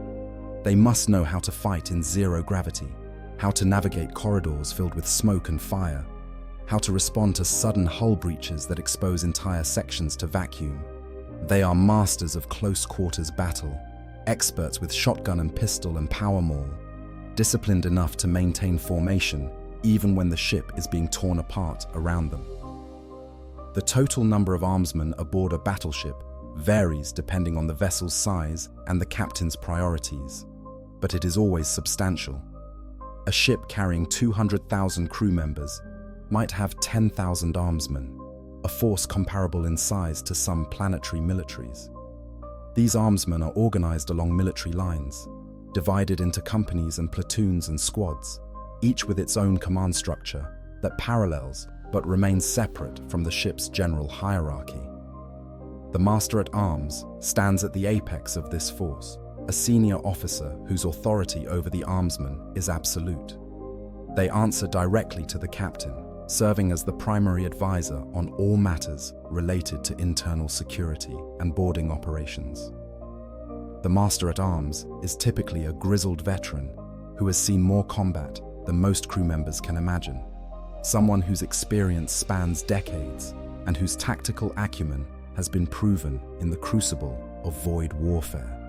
They are part soldier, part administrator, part judge, responsible for maintaining discipline among their own forces, while also coordinating with other departments to ensure the ship's overall security. The armsmen themselves are drawn from various sources. Some are volunteers who enlisted specifically for this duty, attracted by the promise of better conditions and more prestige than ordinary ratings enjoy. Others are former Imperial Guard soldiers who transferred to naval service, bringing with them the experience and discipline forged in planetary campaigns. Still others might be pressed crew members who demonstrated aptitude for combat and were recruited into the armsmen to fill gaps in the roster. Regardless of their origins, all armsmen undergo intensive training that transforms them into specialists capable of operating in the unique environment of a warship. Their training emphasizes not just marksmanship and close combat skills, but also the mental discipline necessary to function in the most chaotic conditions imaginable. They practice fighting in darkness, in smoke, in sections where artificial gravity has failed, and every movement must account for the laws of physics operating differently. They train in emergency response, learning how to seal hull breaches and contain fires and evacuate damaged sections under enemy fire. They study the layout of their ship obsessively, memorizing every corridor and hatch and emergency route, knowing that in combat they might need to navigate while blind or injured or both. The equipment provided to armsmen reflects their specialized role. Their armor is heavier than what ordinary crew members wear, but lighter than the power armor of Space Marines, a compromise between protection and mobility. Void-capable suits allow them to operate in hard vacuum when necessary, sealed systems keeping them alive even when corridors are exposed to space. Their weapons are selected for reliability and effectiveness in confined spaces. Shotguns that can blast through bulkheads or tear through unarmored enemies. Bolt pistols whose mass-reactive shells explode inside targets. Power mauls that can stun or kill with crackling energy fields. They also carry an array of specialized equipment: breaching charges for blowing through locked hatches, grapnels for navigating between hull sections in zero gravity, cutting torches for creating new passages through damaged areas. Each piece of equipment has its place in the armsman's loadout, selected based on lessons learned through centuries of void warfare, and every armsman knows how to use their gear with practiced efficiency.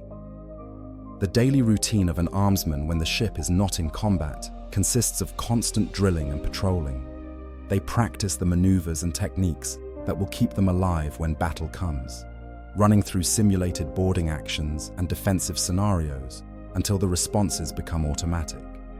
They patrol the ship's corridors in squads, a visible presence that reminds the rest of the crew that order is maintained through armed force as much as through loyalty or discipline.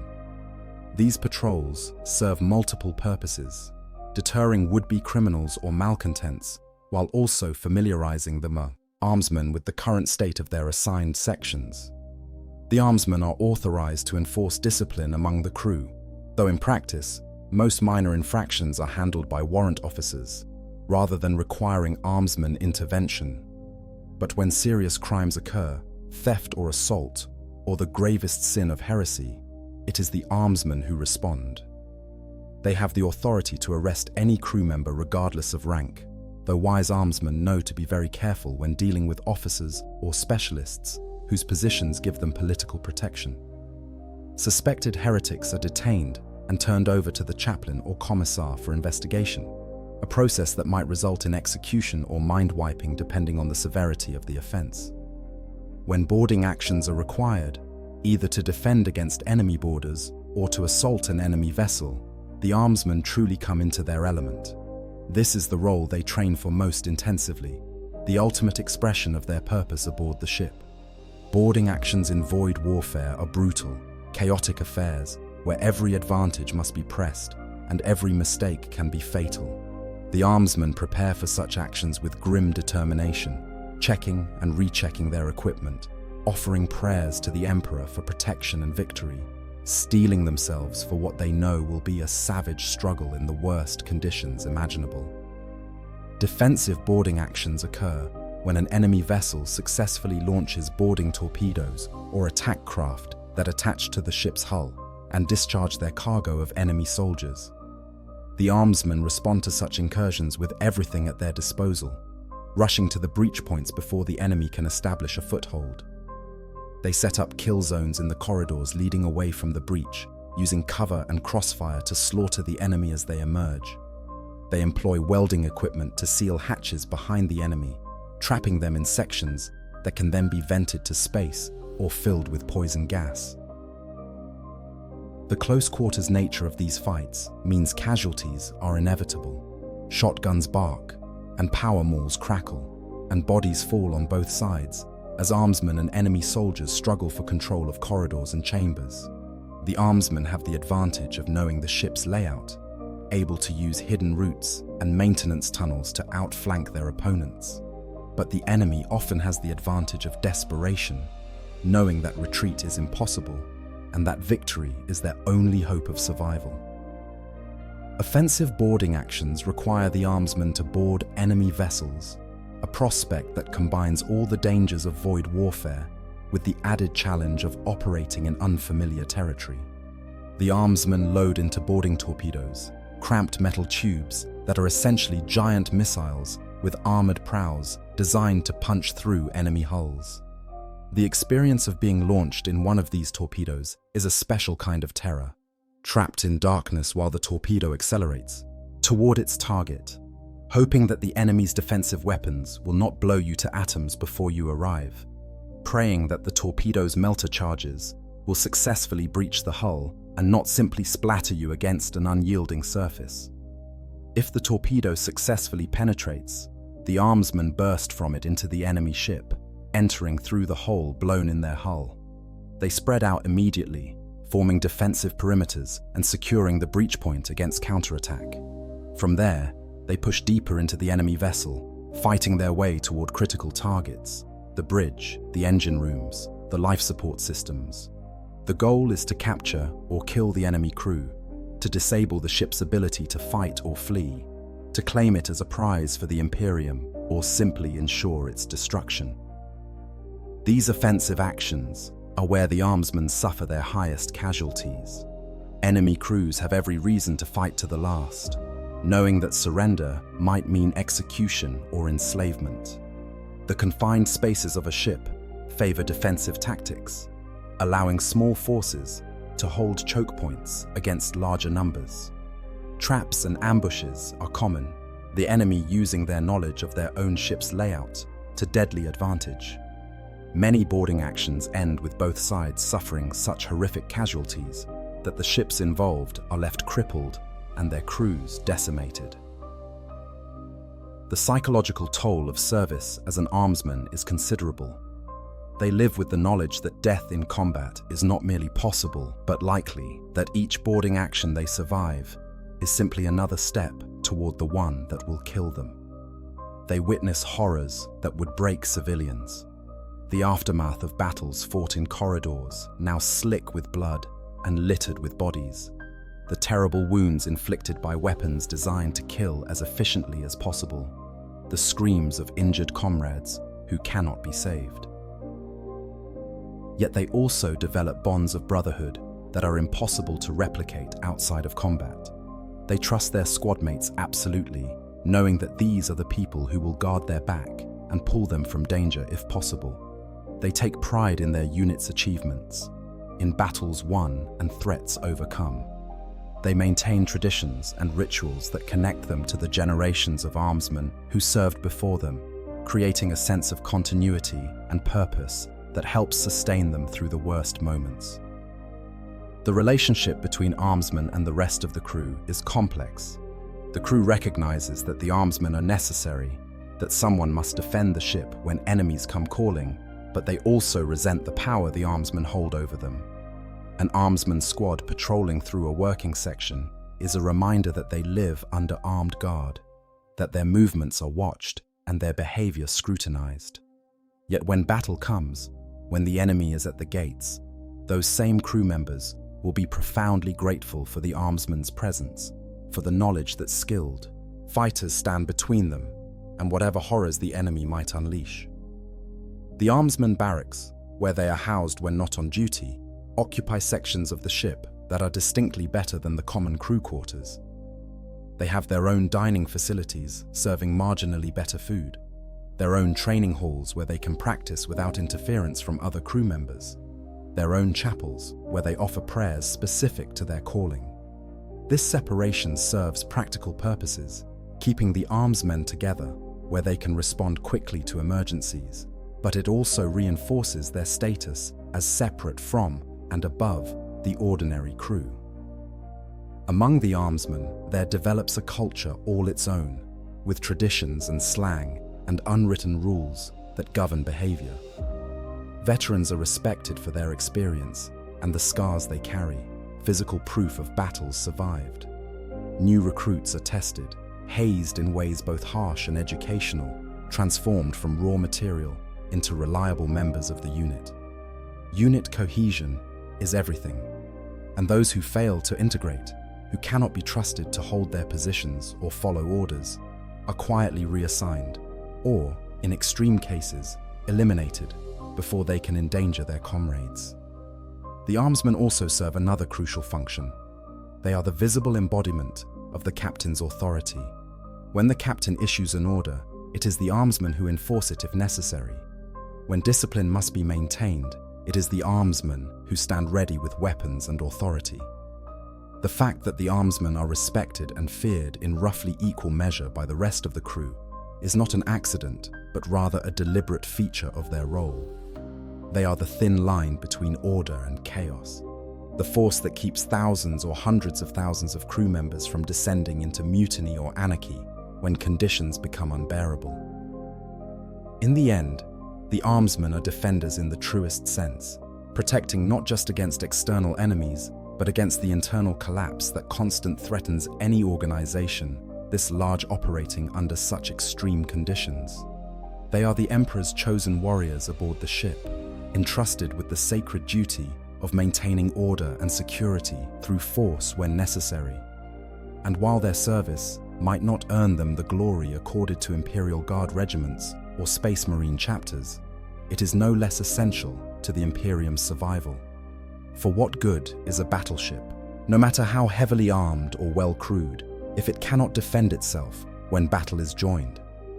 The armsmen ensure that question never needs to be answered, standing ready at all times to meet any threat with disciplined violence and unwavering courage. The weapons of war, macro cannons and more.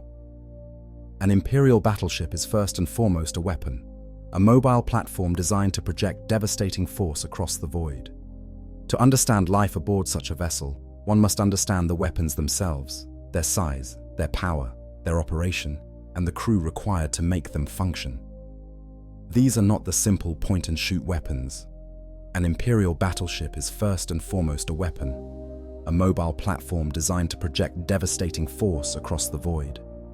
To understand life aboard such a vessel, one must understand the weapons themselves, their size, their power, their operation, and the crew required to make them function. These are not the simple point-and-shoot weapons of planetary warfare scaled up to larger size.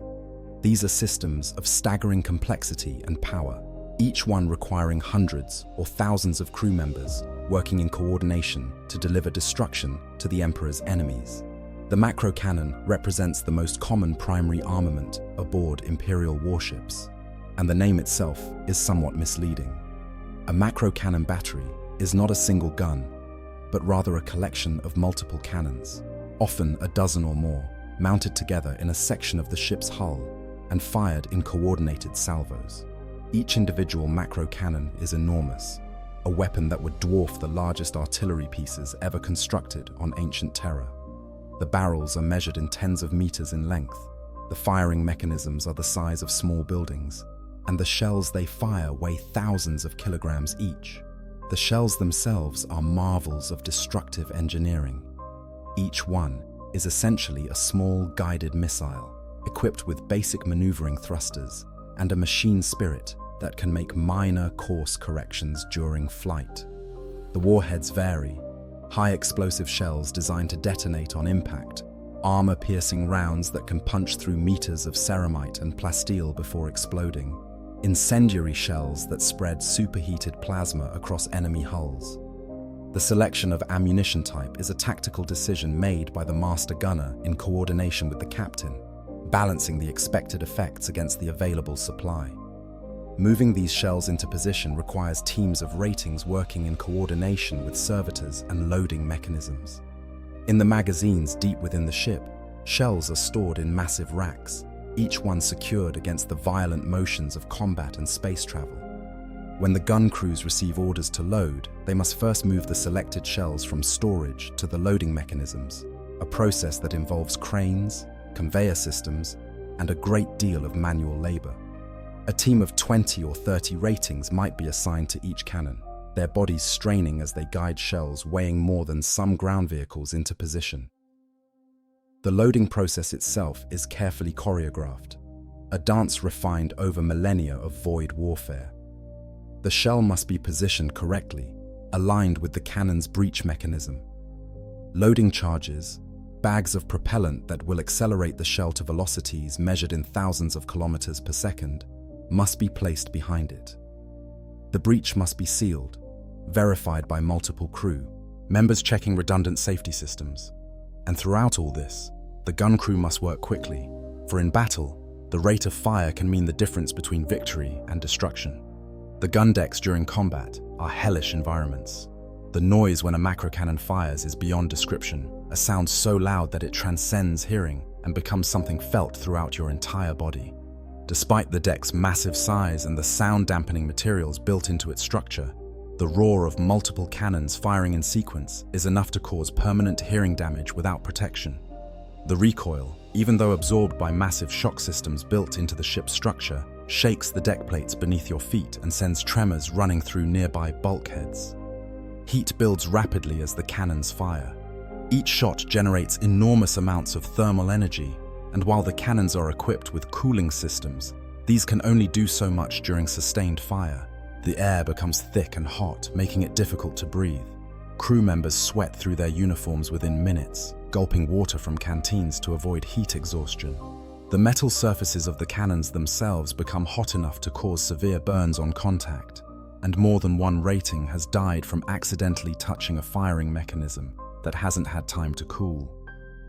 The targeting of macro cannons is handled not by the gun crews themselves, but by specialized personnel on the bridge, working with sensor data and predictive cogitators to calculate firing solutions. The distances involved in void combat are so vast that light itself takes measurable time to cross them, meaning that by the time you see where an enemy ship is, it has already moved. The cogitators must calculate not just where the enemy is, but where it will be by the time the shells arrive, accounting for the target's velocity, likely evasive maneuvers, and the shell's own flight characteristics. This makes gunnery in void combat as much art as science. An experienced master gunner develops an intuition for how enemy captains will respond to threats, learning to anticipate their movements and adjust firing solutions accordingly. They must balance concentrated fire on single targets against spreading fire across multiple enemies, must decide when to fire full salvos and when to conserve ammunition, must coordinate with other weapon systems to create overlapping fields of fire that maximize the chances of hitting fast-moving targets. Lance weapons represent a different approach to void warfare, using focused beams of coherent energy rather than physical projectiles. While they require different mechanisms and crew training, the fundamental challenges remain similar. Lance batteries must be charged between shots, a process that draws enormous amounts of power from the ship's reactors. The beam generators must be precisely aligned, for even a tiny misalignment can cause the lance beam to miss its target by kilometers at combat ranges. The lance crews work in spaces that crackle with barely contained energy, surrounded by massive capacitors that store the power needed for each shot. They monitor temperature gauges and power flow indicators, making constant adjustments to ensure optimal performance. When a lance fires, the discharge is visible as a brilliant beam of light that lances across the void, striking with pinpoint accuracy if the targeting is correct. Unlike macro cannon shells, lance beams travel at the speed of light, meaning they hit effectively instantly once fired. This makes them ideal for targeting specific subsystems on enemy vessels or for engaging fast-moving targets that might evade physical projectiles. The psychological impact of working with lance weapons is unique. The crew can see the results of their fire almost immediately, watching through optical feeds as their beam punches through enemy armor or causes secondary explosions within hostile hulls. This creates a different relationship with the act of killing than what macro cannon crews experience. When firing shells, there is a delay, a separation between the act of loading and firing and the eventual impact. Lance crews have no such cushion. They fire, and immediately they see what their actions have wrought. Torpedo tubes represent yet another weapon system, launching massive anti-ship missiles that can pass through enemy void shields and deliver devastating payloads. The torpedoes are enormous, each one larger than many attack craft, equipped with their own engines and guidance systems. Loading a torpedo into a launch tube requires precision and care, for these weapons are volatile and dangerous even to those who handle them with proper respect. The ordnance crews who manage the torpedoes work in the launch bays, vast chambers that open directly to the void through massive armored doors. The work is dangerous, not just because of the weapons themselves, but because of the environment. During combat, these chambers may be exposed to vacuum repeatedly as torpedoes are launched and new ones are loaded. The crews wear void suits as a matter of course, prepared for the moment when atmosphere suddenly disappears and they must continue working in hard vacuum. Each torpedo represents a significant resource investment, expensive to produce and difficult to replace. This means that their use must be carefully considered, deployed against targets where their penetrating power and destructive potential justify the cost. A captain who wastes torpedoes on minor targets may find themselves lacking the firepower needed when truly critical moments arrive. The master of ordnance must balance these constraints, advising the captain on when torpedo use is warranted and when other weapons would be more appropriate. The void shields that protect the ship from enemy fire are perhaps the most critical defensive system aboard, and their maintenance requires constant attention from specialized crews. These shields do not block incoming fire in the conventional sense, but rather create a bubble of gravitic or energetic force around the vessel that absorbs and dissipates incoming energy. Projectiles and energy beams strike the shield and are deflected or absorbed, their energy being bled off into the warp or converted into heat that must be managed by the ship's cooling systems. But void shields have limits. They can only absorb so much damage before overloading, forcing the generators to shut down temporarily to vent excess energy and prevent catastrophic failure. During these critical moments, the ship is vulnerable, its hull exposed to enemy fire without the protective envelope of the shields. The timing of shield regeneration can determine the outcome of battles, and the crew members responsible for managing the shield generators work under immense pressure, knowing that their actions directly affect the survival of everyone aboard. The shield generator rooms are massive spaces filled with machinery that hums with barely contained power. Tech priests move between the generators with practiced efficiency, performing the rituals and adjustments necessary to keep the shields functioning optimally. When shields are struck repeatedly, alarms sound throughout these chambers, warning of imminent overload.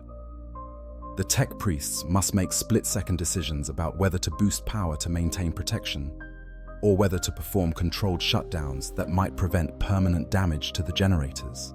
Point defense turrets scattered across the ship's hull serve a different purpose, engaging incoming torpedoes and attack craft before they can reach the vessel. These are automated systems for the most part, controlled by cogitators that can track and engage targets faster than any human could manage. But they still require crew oversight, ratings who monitor the systems and ensure that the machine spirits remain properly calibrated and that ammunition feeds continue functioning.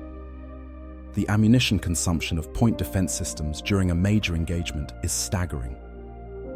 Each turret can fire thousands of rounds per minute, and a battleship might mount hundreds of such turrets. This creates a logistical challenge, requiring a constant supply of ammunition from magazines throughout the ship. The crews responsible for maintaining these supply lines work ceaselessly during combat, moving crates of ammunition along corridors even as the ship shakes from enemy impacts, and damage alarms sound from every section. The coordination required to operate all these weapon systems simultaneously during battle is almost incomprehensible. The bridge serves as the nerve center, with the captain and their command staff receiving data from sensors and making the tactical decisions that guide the ship's actions. Orders flow from the bridge to the individual weapon stations, each command precise and time-critical. Fire macro-cannon batteries on the port side, launch torpedoes from tubes 1 through 6, concentrate lance fire on the enemy's port quarter. The crew members operating the weapons must respond to these orders with practiced efficiency, their actions smooth and automatic despite the chaos erupting around them.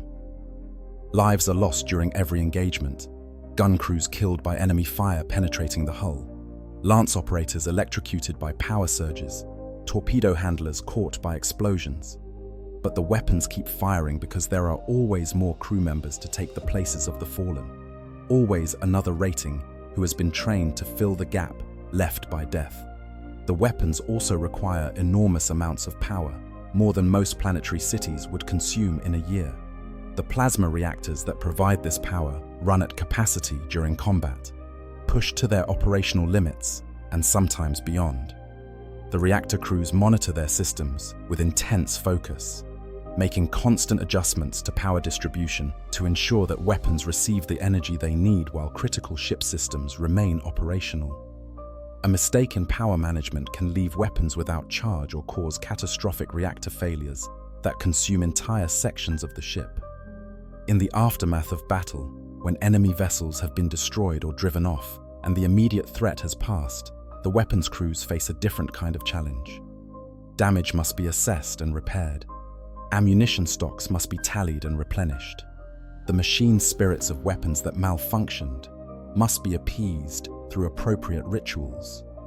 Bodies must be removed from the gun decks and working spaces, the dead identified when possible, and consigned to the ship's processing systems, or given proper funeral rites depending on circumstances and religious requirements.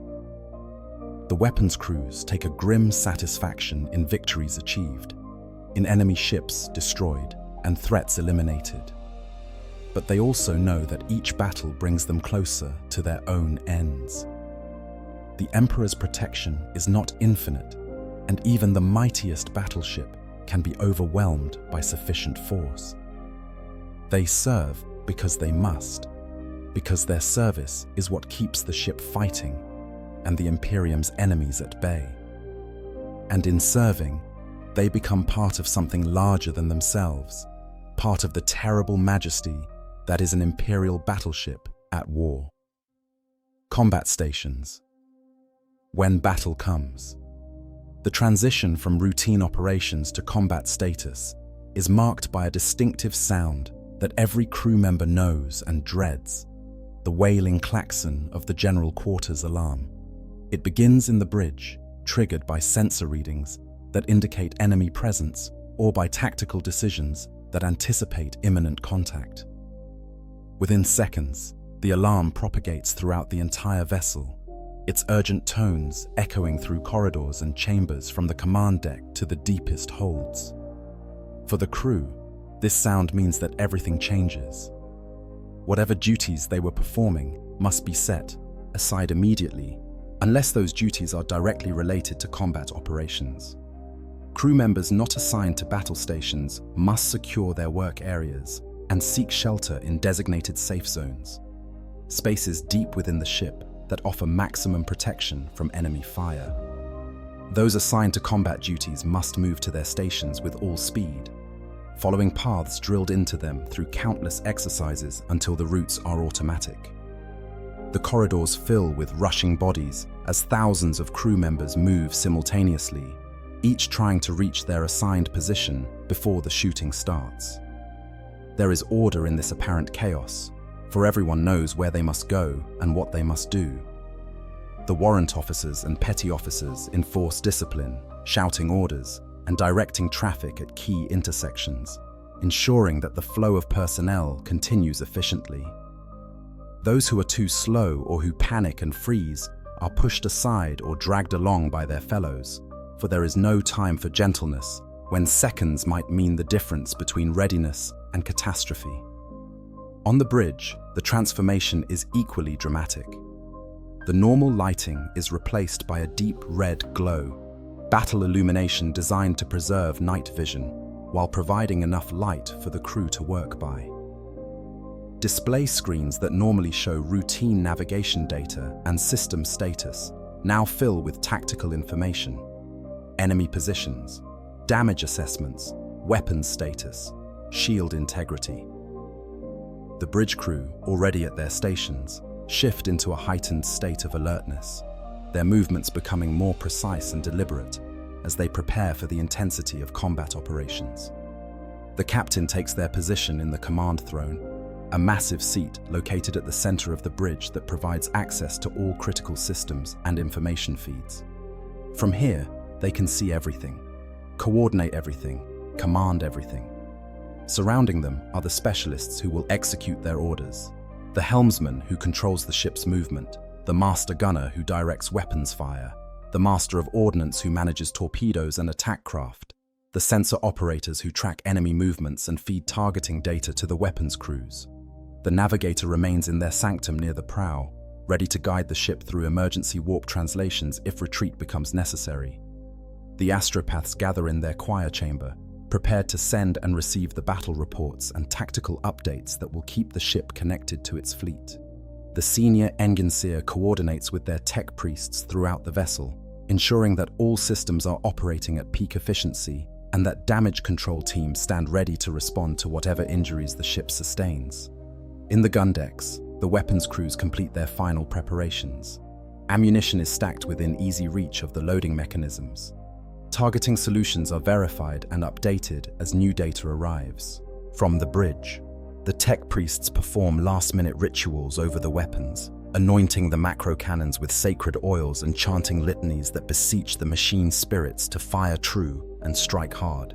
The crews themselves offer prayers to the Emperor, asking for his protection and for the strength to do their duty in the coming fight.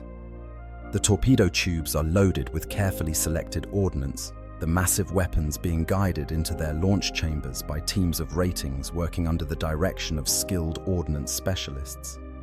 Each torpedo is treated with the respect due to something that contains enough explosive power to vaporize a city block. The arming sequences are verified multiple times, ensuring that the torpedoes will detonate only when they impact enemy vessels and not prematurely within the launch tubes or, worse, still inside the ship itself. The lance batteries charge, drawing power from the reactors in carefully regulated flows. The capacitors fill with barely contained energy, and the air in the lance rooms begins to smell of ozone and static electricity. The crews monitor their instruments with intense focus, watching for any signs of instability or malfunction. A lance battery that explodes rather than fires can kill everyone in the compartment and potentially cause cascading failures that disable entire weapon systems. The void shield generators spin up to full power, the gravitic fields expanding around the ship to create the protective envelope that will deflect incoming fire. The shields shimmer invisibly in the void, their presence detectable only through specialized sensors or by the characteristic distortion they cause when projectiles or energy beams strike them. The tech priests responsible for the shield generators perform final adjustments, maximizing coverage while ensuring sufficient power reserves to regenerate shields quickly when they are inevitably overloaded.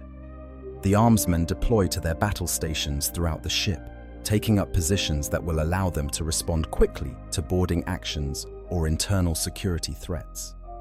They check their weapons one final time, ensuring that shotguns are loaded, power mauls are charged, and grenades are within easy reach. They verify communications with their squad leaders and await orders, their training allowing them to maintain calm, even as tension mounts throughout the vessel. The medical bays prepare for casualties, a grim certainty in any void combat engagement. The ship's chirurgeons and their assistants lay out instruments and ensure that supplies of blood, synthetic flesh, and pain suppressors are readily available.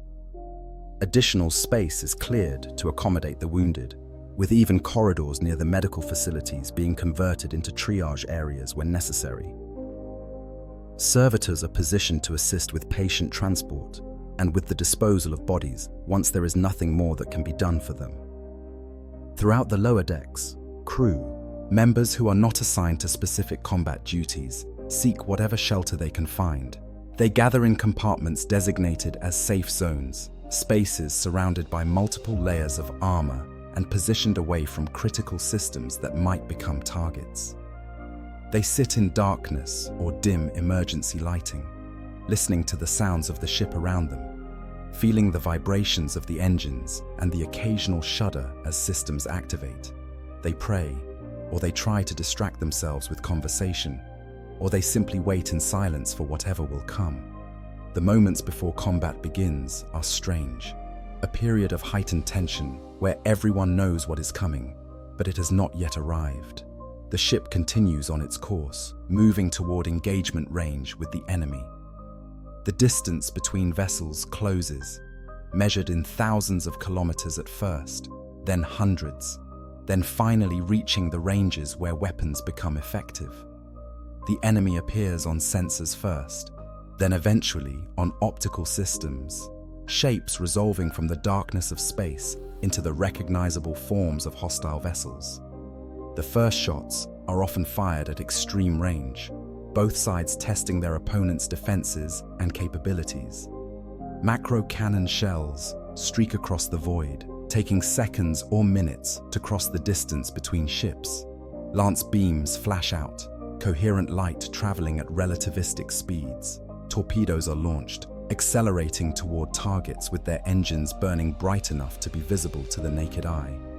And the waiting becomes unbearable as crew members throughout the ship brace for the moment when enemy fire begins to find its mark. When impact comes, it is felt throughout the vessel. A macro cannon shell striking void shields causes the generators to pulse, energy bleeding off in ways that manifest as vibrations and power fluctuations. A direct hit on the armor creates a physical shock that travels through the ship's structure, throwing crew members off their feet if they are not secured.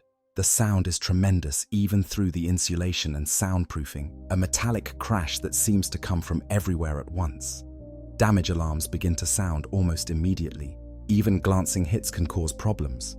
Power conduits severed, coolant lines ruptured, hull plates cracked or breached. The damage control parties rush to respond. Tech priests and their teams moving through corridors that may be filled with smoke or exposed to vacuum. They carry their tools and their prayers, ready to perform whatever emergency repairs are necessary to keep the ship fighting. Behind them come the ratings assigned to damage control, hauling equipment and materials, ready to assist however they can. The medical bays begin to receive casualties within minutes of the first hits. Crew members are carried in by their fellows or by servitors, bleeding from wounds inflicted by flying debris or suffering from burns caused by plasma fires or electrical discharges. The chirurgeons and their assistants work with brutal efficiency, triaging the wounded and treating those who can be saved while setting aside those who are beyond help. The corridors outside medical fill with injured crew waiting for treatment, some conscious and stoic, others crying out in pain or shock. On the bridge, the captain receives a constant stream of reports about ship status and enemy actions. They must process this information rapidly, making tactical decisions while under the pressure of knowing that every choice could mean life or death for their crew. Fire macro cannon batteries at that cruiser. Redirect lance fire to take out that destroyer's engines. Launch torpedoes and coordinate with the escorts for a massed attack on their flagship. The orders come quickly, each one precise, and the crew executes them with practiced efficiency despite the chaos surrounding them. The gun crews work like machines themselves, loading and firing in endless cycles. The heat and noise are overwhelming, worse than any training exercise could prepare them for. Crew members collapse from exhaustion or heat stroke and are dragged aside while others take their places. Ammunition runners bring fresh shells from the magazines, their bodies straining under loads that seem impossible. The guns never stop, cannot stop, for to cease firing is to give the enemy an advantage that might prove fatal. The lance crews watch their power readings climb and fall with each shot, monitoring carefully for signs of overload. When a lance battery must be taken offline for emergency cooling, they report it immediately to the bridge so that tactical decisions can account for the temporary loss of firepower. The tech priests chant their prayers continuously, beseeching the machine spirits to endure just a little longer, to fire just a few more shots before rest is required. The void shields fail and regenerate repeatedly as enemy fire overwhelms them. Each failure is marked by a moment of vulnerability, where the ship's armor must bear the full force of enemy weapons, without the protective envelope of gravitic force. Hits during these moments can be catastrophic, punching deep into the vessel's structure and causing damage that may take hours or days to repair. The shield crews work frantically to restore protection, often succeeding just moments before another volley of enemy fire arrives. Below decks, crew members not assigned to combat duties experience the battle as a series of shocks and sounds, never seeing the enemy, but feeling every impact, every near miss, every moment when the ship shudders from the force of weapons discharge or enemy fire. They know that at any moment a shell could punch through the armor above them, exposing their compartment to the void or filling it with fire. They huddle together, drawing what comfort they can from each other's presence, and they pray that the Emperor will protect them for just a little while longer. Hours pass, though time becomes difficult to track during the chaos of combat.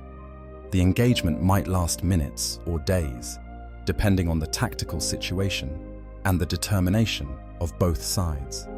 Imperial battleships are built to endure, their massive armor and redundant systems allowing them to absorb punishment that would destroy smaller vessels. But even a battleship has limits, and as damage accumulates, systems begin to fail in cascading sequences that can threaten the entire vessel. Victory, when it comes, may be clear or ambiguous. An enemy ship explodes, torn apart by internal detonations when a lucky shot strikes a magazine or reactor. Another loses power and drifts helplessly, unable to maneuver or fire. A third withdraws, judging that continued engagement will only lead to destruction. The captain must decide whether to press the attack, to pursue fleeing enemies, or to secure the immediate area and assess damage. There is no perfect answer, only choices that balance opportunity against risk. The stand down from general quarters comes gradually rather than all at once. Weapons crews continue to maintain readiness even as the immediate threat passes, ensuring that if the enemy returns, the ship can respond immediately.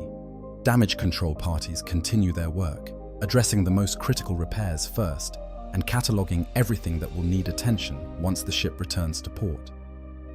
The medical bays continue to receive casualties, for injuries discovered in the aftermath of battle can be as deadly as those suffered during the fighting. The cost is tallied in bodies and broken systems. Entire gun crews may have been wiped out by direct hits. Sections of the ship may be too damaged to be safely occupied. The casualty lists grow as bodies are identified and added to the rolls. The crew will mourn their dead in whatever time can be spared, holding services where the chaplain speaks words of remembrance and commitment. But there is limited time for grief aboard a warship, for the ship must be made ready to fight again as quickly as possible. And so the cycle continues: preparation and combat, damage and repair, death and replacement. This is life aboard an Imperial battleship in the 41st millennium, an existence defined by violence and the constant threat of annihilation. The crew endures because they must, because their service is what stands between the Imperium and its enemies, because in the grim darkness of the far future, there is no other choice but to fight and to hope that the Emperor's protection will see them through one more battle. Faith and fear, the spiritual life. In the 41st millennium, faith is not merely a comfort, but a necessity, a shield against the existential terrors that lurk in every shadow and whisper from every dark corner. Aboard an Imperial battleship, where thousands upon thousands of souls are pressed together in a metal shell hurtling through the void, faith takes on particular urgency. The crew must believe that their suffering has meaning, that their sacrifice serves a greater purpose, that the God Emperor watches over them and judges their devotion. Without this belief, the psychological pressure of life aboard ship might crack even the strongest mind. The ship's chaplain serves as the spiritual shepherd of this vast flock, a representative of the ecclesiarchy, whose duty is to maintain the crew's faith and identify those who might have been touched by corruption. The chaplain is a figure both revered and feared, for they possess the authority to investigate any crew member for signs of heresy and the power to recommend punishments ranging from penance to execution. They move through the ship conducting services, hearing confessions, offering guidance to those who seek it, and watching constantly for any indication that the insidious influence of chaos has found purchase among the crew. The chaplain's quarters reflect their status, located near the command deck and furnished with items that speak to the Imperial creed. Icons of the Emperor in his various aspects adorn the walls. The Emperor as warrior, leading his armies during the Great Crusade. The Emperor as martyr, seated upon the golden throne. The Emperor as judge, weighing the souls of humanity. Holy texts line shelves carved from blessed wood, their pages containing prayers and catechisms that the chaplain has studied since their youth. An altar dominates one wall, upon which rest holy relics. Perhaps a splinter of bone from a saint, or a fragment of ceramite from a space marine's armor, or simply a devotional item that has been blessed by higher authorities in the ecclesiarchy. Daily prayers are mandatory for all crew members, a practice that serves both spiritual and practical purposes. Each shift begins with a brief service where the chaplain or one of their assistants leads the crew in reciting the basic catechisms, praises to the Emperor, acknowledgements of his protection, commitments to serve faithfully until death. These services last only minutes, for the ship's operations cannot be delayed while the entire crew participates in lengthy ceremonies. But their brevity does not diminish their importance. They serve as a constant reminder of why the crew serves, grounding their daily struggles in a larger spiritual context. Longer services are conducted weekly, with crew members attending in shifts so that the ship remains fully operational, while still allowing everyone to participate in proper worship. These services take place in the ship's chapels, spaces that range from vast cathedral-like chambers on the larger vessels to smaller alcoves on more cramped ships.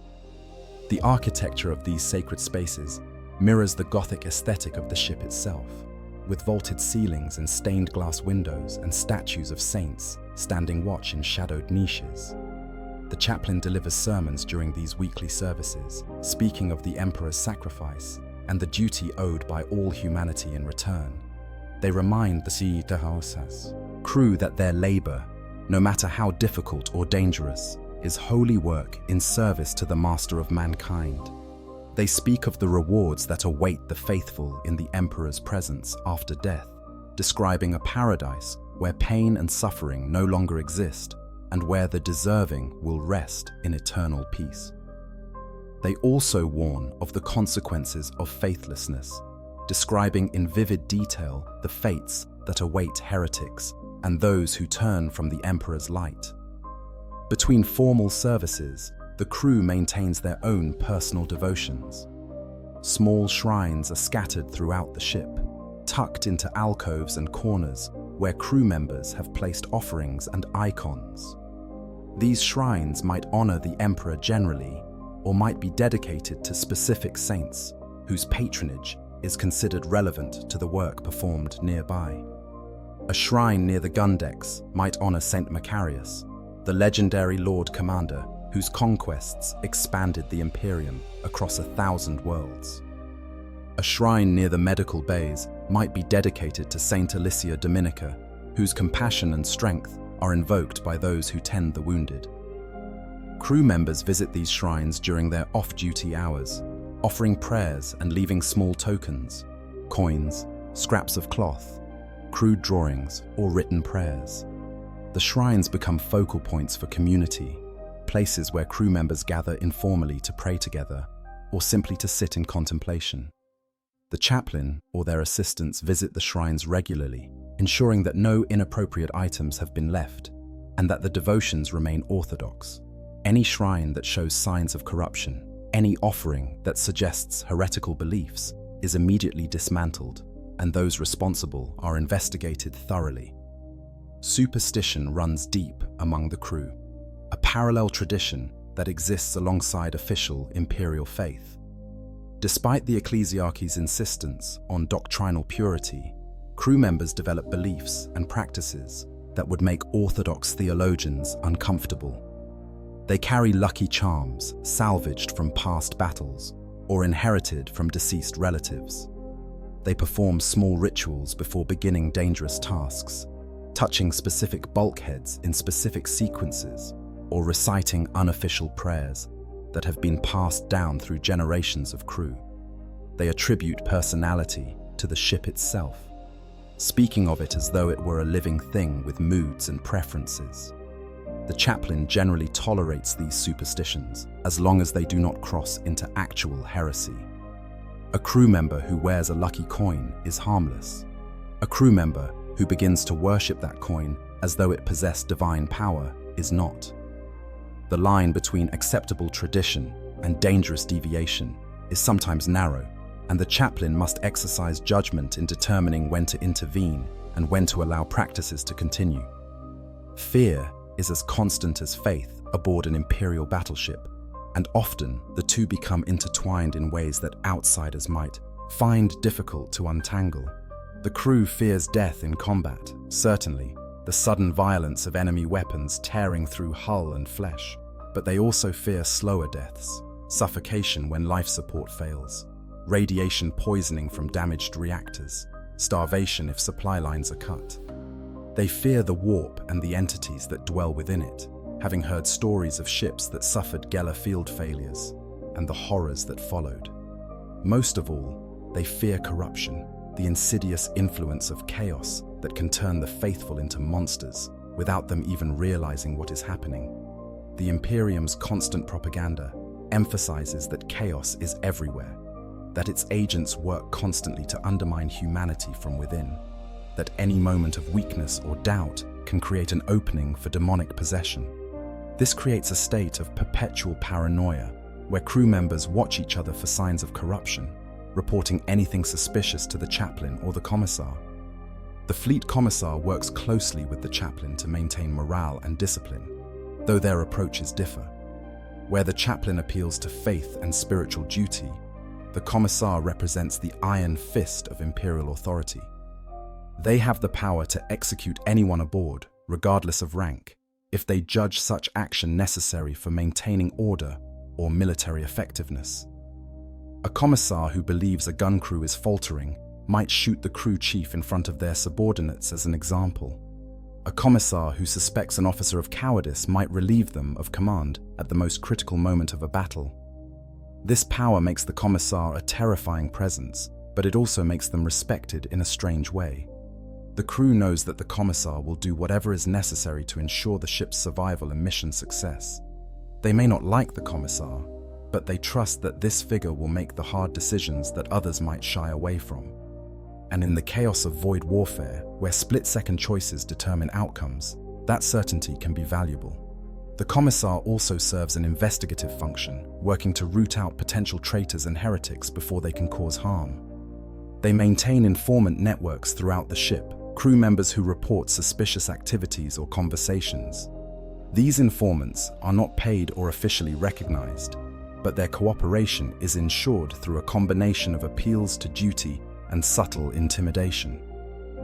A crew member who refuses to inform on their fellows might find themselves the subject of investigation, their loyalty questioned simply because they were unwilling to demonstrate it through action.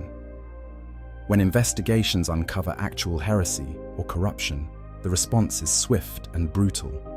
The accused is detained, often publicly, to ensure that everyone witnesses what happens to those who stray from the Emperor's path.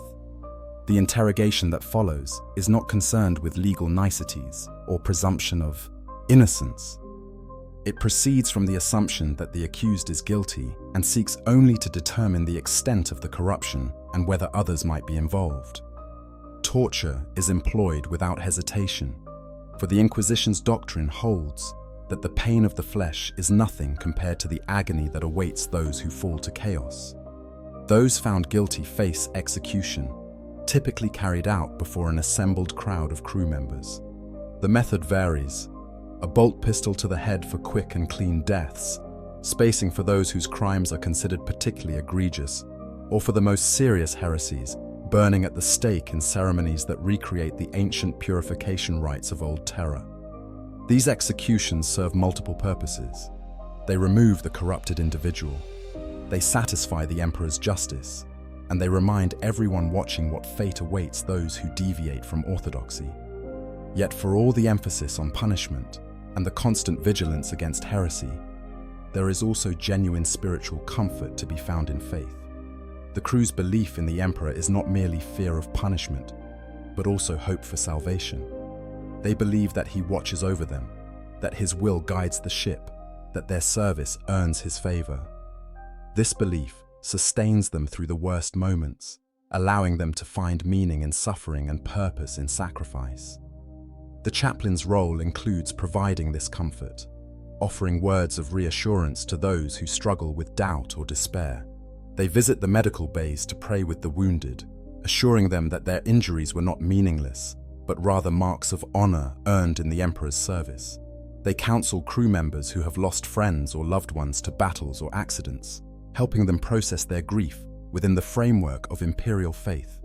They provide blessing before dangerous operations, their presence a reminder that the crew does not face danger alone, but rather under the Emperor's protection.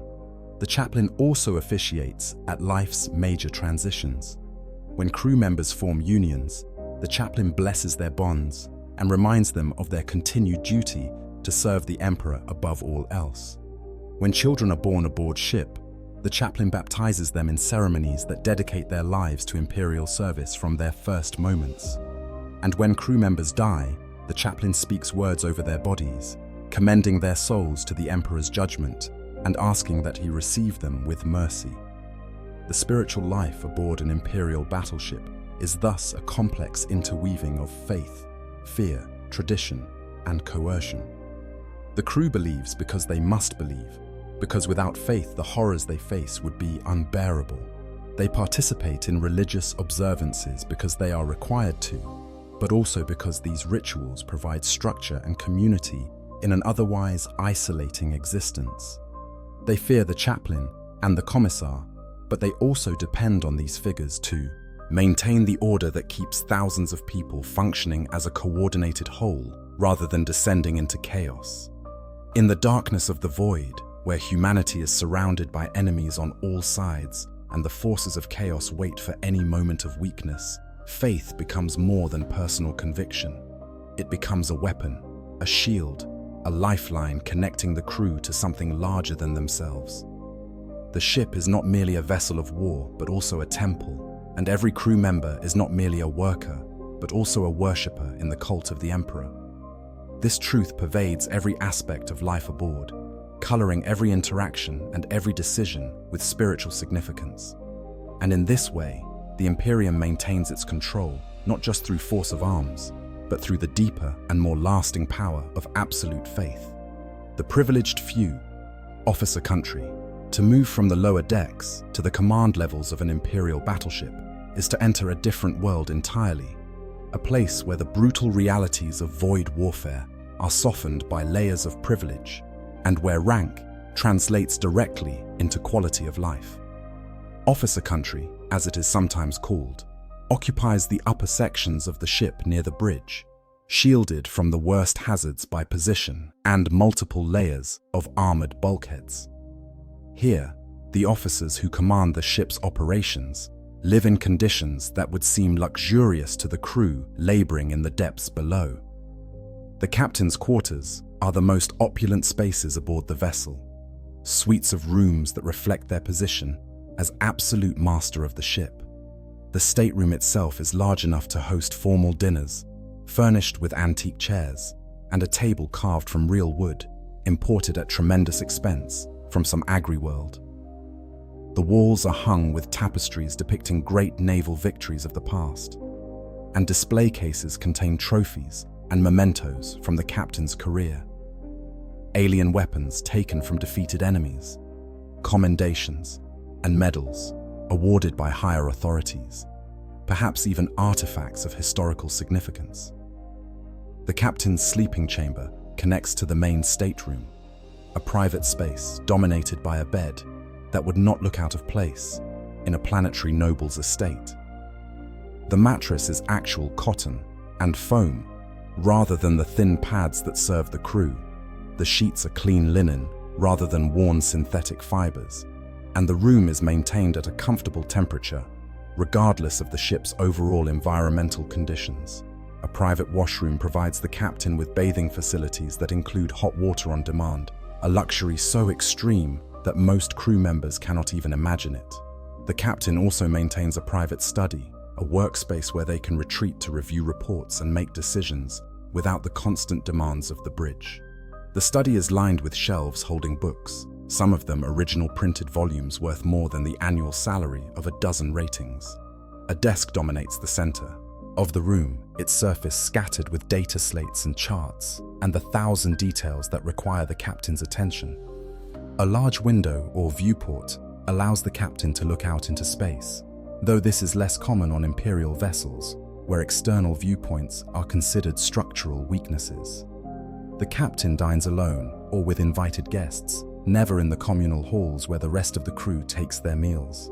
Their food is prepared by a personal chef, using ingredients that bear no resemblance to the corpse starch and recycled proteins that sustain everyone else. Real meat from livestock, fresh vegetables when available, bread made from actual grain, wine imported from vineyard worlds. The captain's meals are elaborate affairs served on fine china, a deliberate display of the difference between their station and that of those they command. The other senior officers enjoy similar, though less extreme, privileges. The first officer, the master gunner, the master of ordnance, the senior navigator, all maintain private quarters that dwarf the space allocated to common crew. Their rooms include separate sleeping and working areas, private bathing facilities, and climate control that keeps them comfortable regardless of conditions elsewhere in the ship. They dine in officers' mess halls where the food, while not as elaborate as what the captain receives, is still vastly superior to crew rations. These officers have access to recreational facilities that the common crew can only dream of. Reading rooms stocked with books and vid screens, where they can spend off-duty hours in pursuits that have nothing to do with the endless grind of void warfare.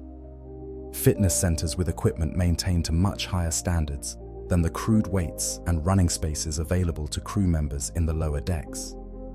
Even on the largest and most prestigious battleships, actual gardens, small sealed chambers where plants are cultivated not for food, but for beauty, providing psychological relief from the metal and plastic that dominate most of the ship. The junior officers occupy an intermediate space in this hierarchy of privilege. Lieutenants and midshipmen have private quarters that are small, but still private. Rooms barely larger than closets, but infinitely better than bunks in communal dormitories. They share bathing facilities among groups of a dozen rather than hundreds, and while their food is not as fine as what the senior officers enjoy, it is recognizable as actual cuisine rather than the utilitarian fuel that sustains the ratings. The gulf between officer country and the lower decks is maintained deliberately and rigorously. The physical barriers are obvious: hatches and passages that require officer authorization to open, guard posts where armsmen verify identity before allowing passage, entire sections of the ship that are simply off-limits to anyone below a certain rank.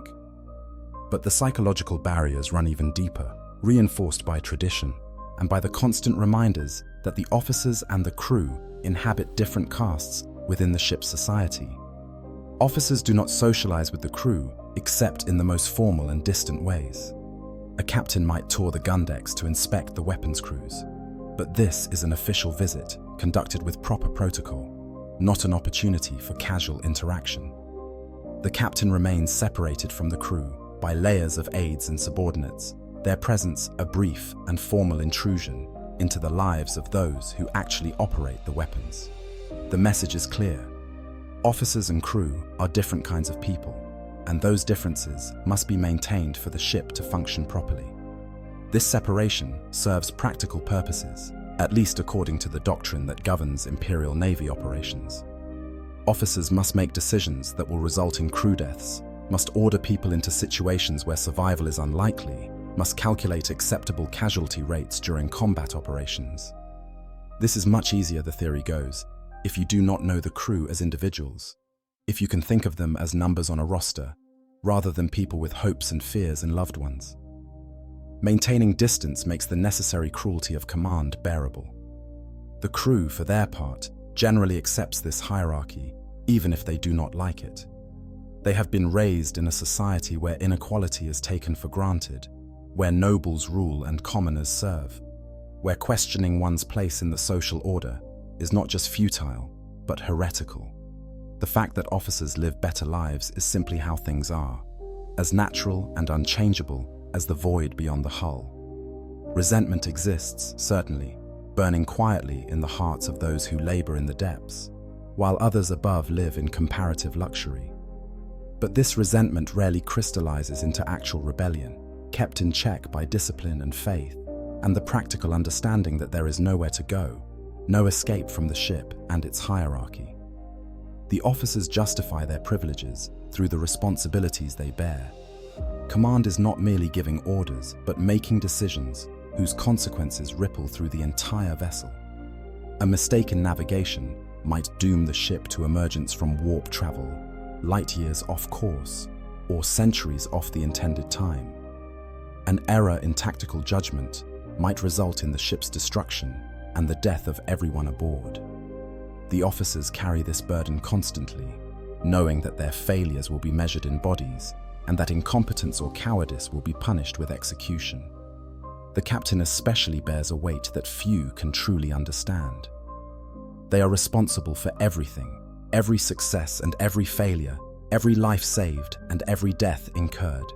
They must project confidence even when facing situations that terrify them, must make decisions with incomplete information, while knowing that delay might be as fatal as error. They must balance the demands of higher authorities with the limitations of their ship and crew, must maintain discipline while also preserving morale. must be both tyrant and shepherd to the thousands under their command. This burden manifests in ways both visible and hidden. The captain's hair goes grey prematurely, stress aging them beyond their years. They sleep poorly, awakened by nightmares of battles lost and ships destroyed. They may turn to alcohol or other substances to numb the constant pressure, developing dependencies that they hide from their subordinates. They may become paranoid, seeing threats everywhere and trusting no one fully. Or they may simply become hard, their empathy worn away by years of making terrible choices until they can order 100 deaths without feeling anything at all. The divide between officer country and the lower decks also manifests in how punishment is administered. When a crew member fails in their duties or commits some infraction, the punishment is typically swift and physical. Floggings, reduction in rations, assignment to even worse duties.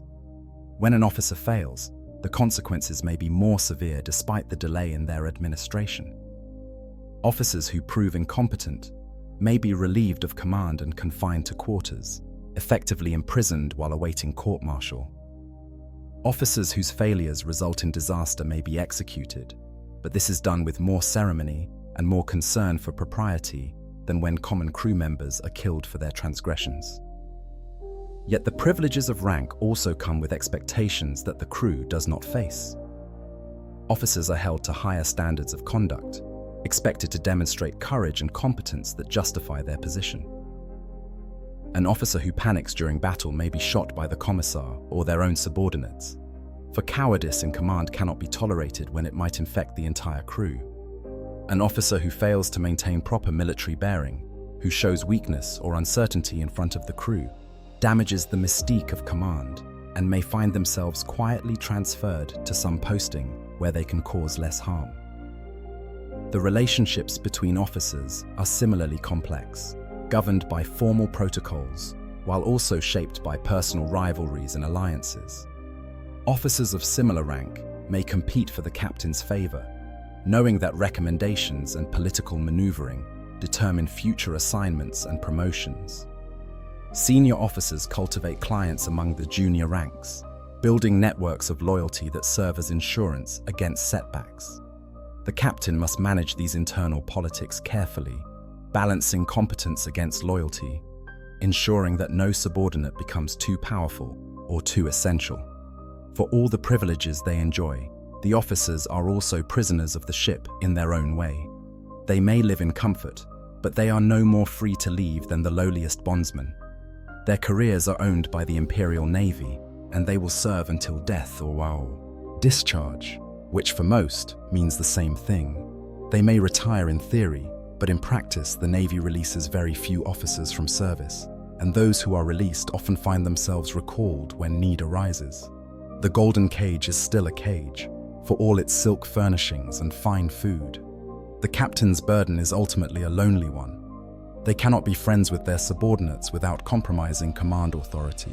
They cannot show weakness without inviting questions about their fitness for command. They cannot fully trust anyone, for ambition and politics mean that even loyal subordinates might undermine them if opportunity presents itself. They stand alone at the apex of the ship's hierarchy, isolated by responsibility and authority, connected to the crew through chains of command, but separated from them by unbridgeable social distance. In the end, officer country exists as both reward and obligation. The privileges are real, the comforts genuine, the gulf between officer and crew undeniable. But these privileges come at a cost measured in stress and responsibility, and the knowledge that failure means not just personal disgrace, but the death of thousands who depended on your competence. The officers live better than the crew in every material sense, but whether they live better in any deeper sense is a question that has no simple answer. For in the grim darkness of the far future, where there is only war and the laughter of thirsting gods, even privilege is simply another form of servitude to the Imperium's endless demands. Conclusion. We have walked the corridors of an Imperial battleship from bridge to bilge, from the navigator's sanctum to the lowest ammunition hold. We have met the officers who command from positions of privilege and the bondsmen who who shovel fuel in sweltering darkness. We have witnessed the tech priests performing their rituals over machine spirits, and the astropaths casting their minds into the warp. We have stood beside gun crews as they loaded shells the size of ground cars and watched armsmen prepare for the horror of boarding actions. What emerges from this journey is a picture of life aboard an Imperial battleship that defies simple categorization. These vessels are weapons of terrible power, capable of reducing worlds to ash and destroying enemy fleets. But they are also cities, homes to tens or hundreds of thousands of souls who may live their entire lives without ever setting foot on a planet. They are temples, spaces where faith is not optional, but essential to maintaining the psychological cohesion necessary for survival. They are prisons, confining their inhabitants within metal walls with no escape and little hope of anything better. The crew who serve aboard these ships endure conditions that would break those unaccustomed to such hardship. They work until exhaustion becomes their natural state. They breathe recycled air and drink reclaimed water and eat food that barely deserves the name. They live in constant proximity to death, knowing that at any moment enemy fire might tear through the hull or systems might fail in ways that kill everyone in a section. They watch their fellows die in industrial accidents and combat actions, and simple breakdowns of bodies pushed beyond their limits. Yet they persist. They form bonds with their comrades that are stronger than what most planet-side people will ever know, forged in shared suffering and common purpose. They take pride in work well done, in systems maintained and weapons fired and enemies destroyed. They find meaning in service to the Emperor, believing that their sacrifice matters in the vast scope of the Imperium's endless war for survival. They maintain their humanity despite every pressure to reduce them to mere components in the machine, finding moments of joy and connection even in the depths of the void. The Imperium could not exist without these ships and the people who crew them. They are the arteries that carry troops and supplies between the stars. They are the fists that strike at humanity's enemies wherever they are found. They are the shields that protect Imperial space from invasion and corruption. And the people who serve aboard them, from the mightiest captain to the lowest rating, are the ones who make all of this possible through their service and sacrifice. Understanding life aboard an Imperial battleship is understanding the Imperium itself in miniature. The rigid hierarchy, the constant surveillance, the interweaving of faith and fear, the brutal efficiency that treats human lives as resources to be expended in pursuit of larger goals, but also the genuine faith that sustains billions, the bonds of brotherhood that form under pressure, the stubborn human insistence on finding meaning even in the worst circumstances. These ships are terrible and magnificent, oppressive and essential, and the lives of those who serve aboard them reflect all these contradictions. If you found this exploration of life aboard an Imperial battleship fascinating, consider subscribing to the channel for more deep dives into the lore of Warhammer 40,000. Hit that like button if you enjoyed this journey through the corridors and gun decks of the Imperium's greatest weapons. And let me know in the comments what aspect of life aboard these ships you'd like to know more about, or what other topics from the 41st millennium you'd like to see covered in future videos. The great ships continue their patrols through the darkness, carrying their crews into battle and beyond. The cycle of service and sacrifice continues unbroken, generation after generation, as it has for 10,000 years, and as it will for 10,000 more. In the grim darkness of the far future, there is only war, and those who fight it do so aboard vessels like these, cathedrals of destruction crewed by millions of souls who will never know any other home. Their story is the story of the Imperium itself, brutal, tragic, magnificent, and utterly without end.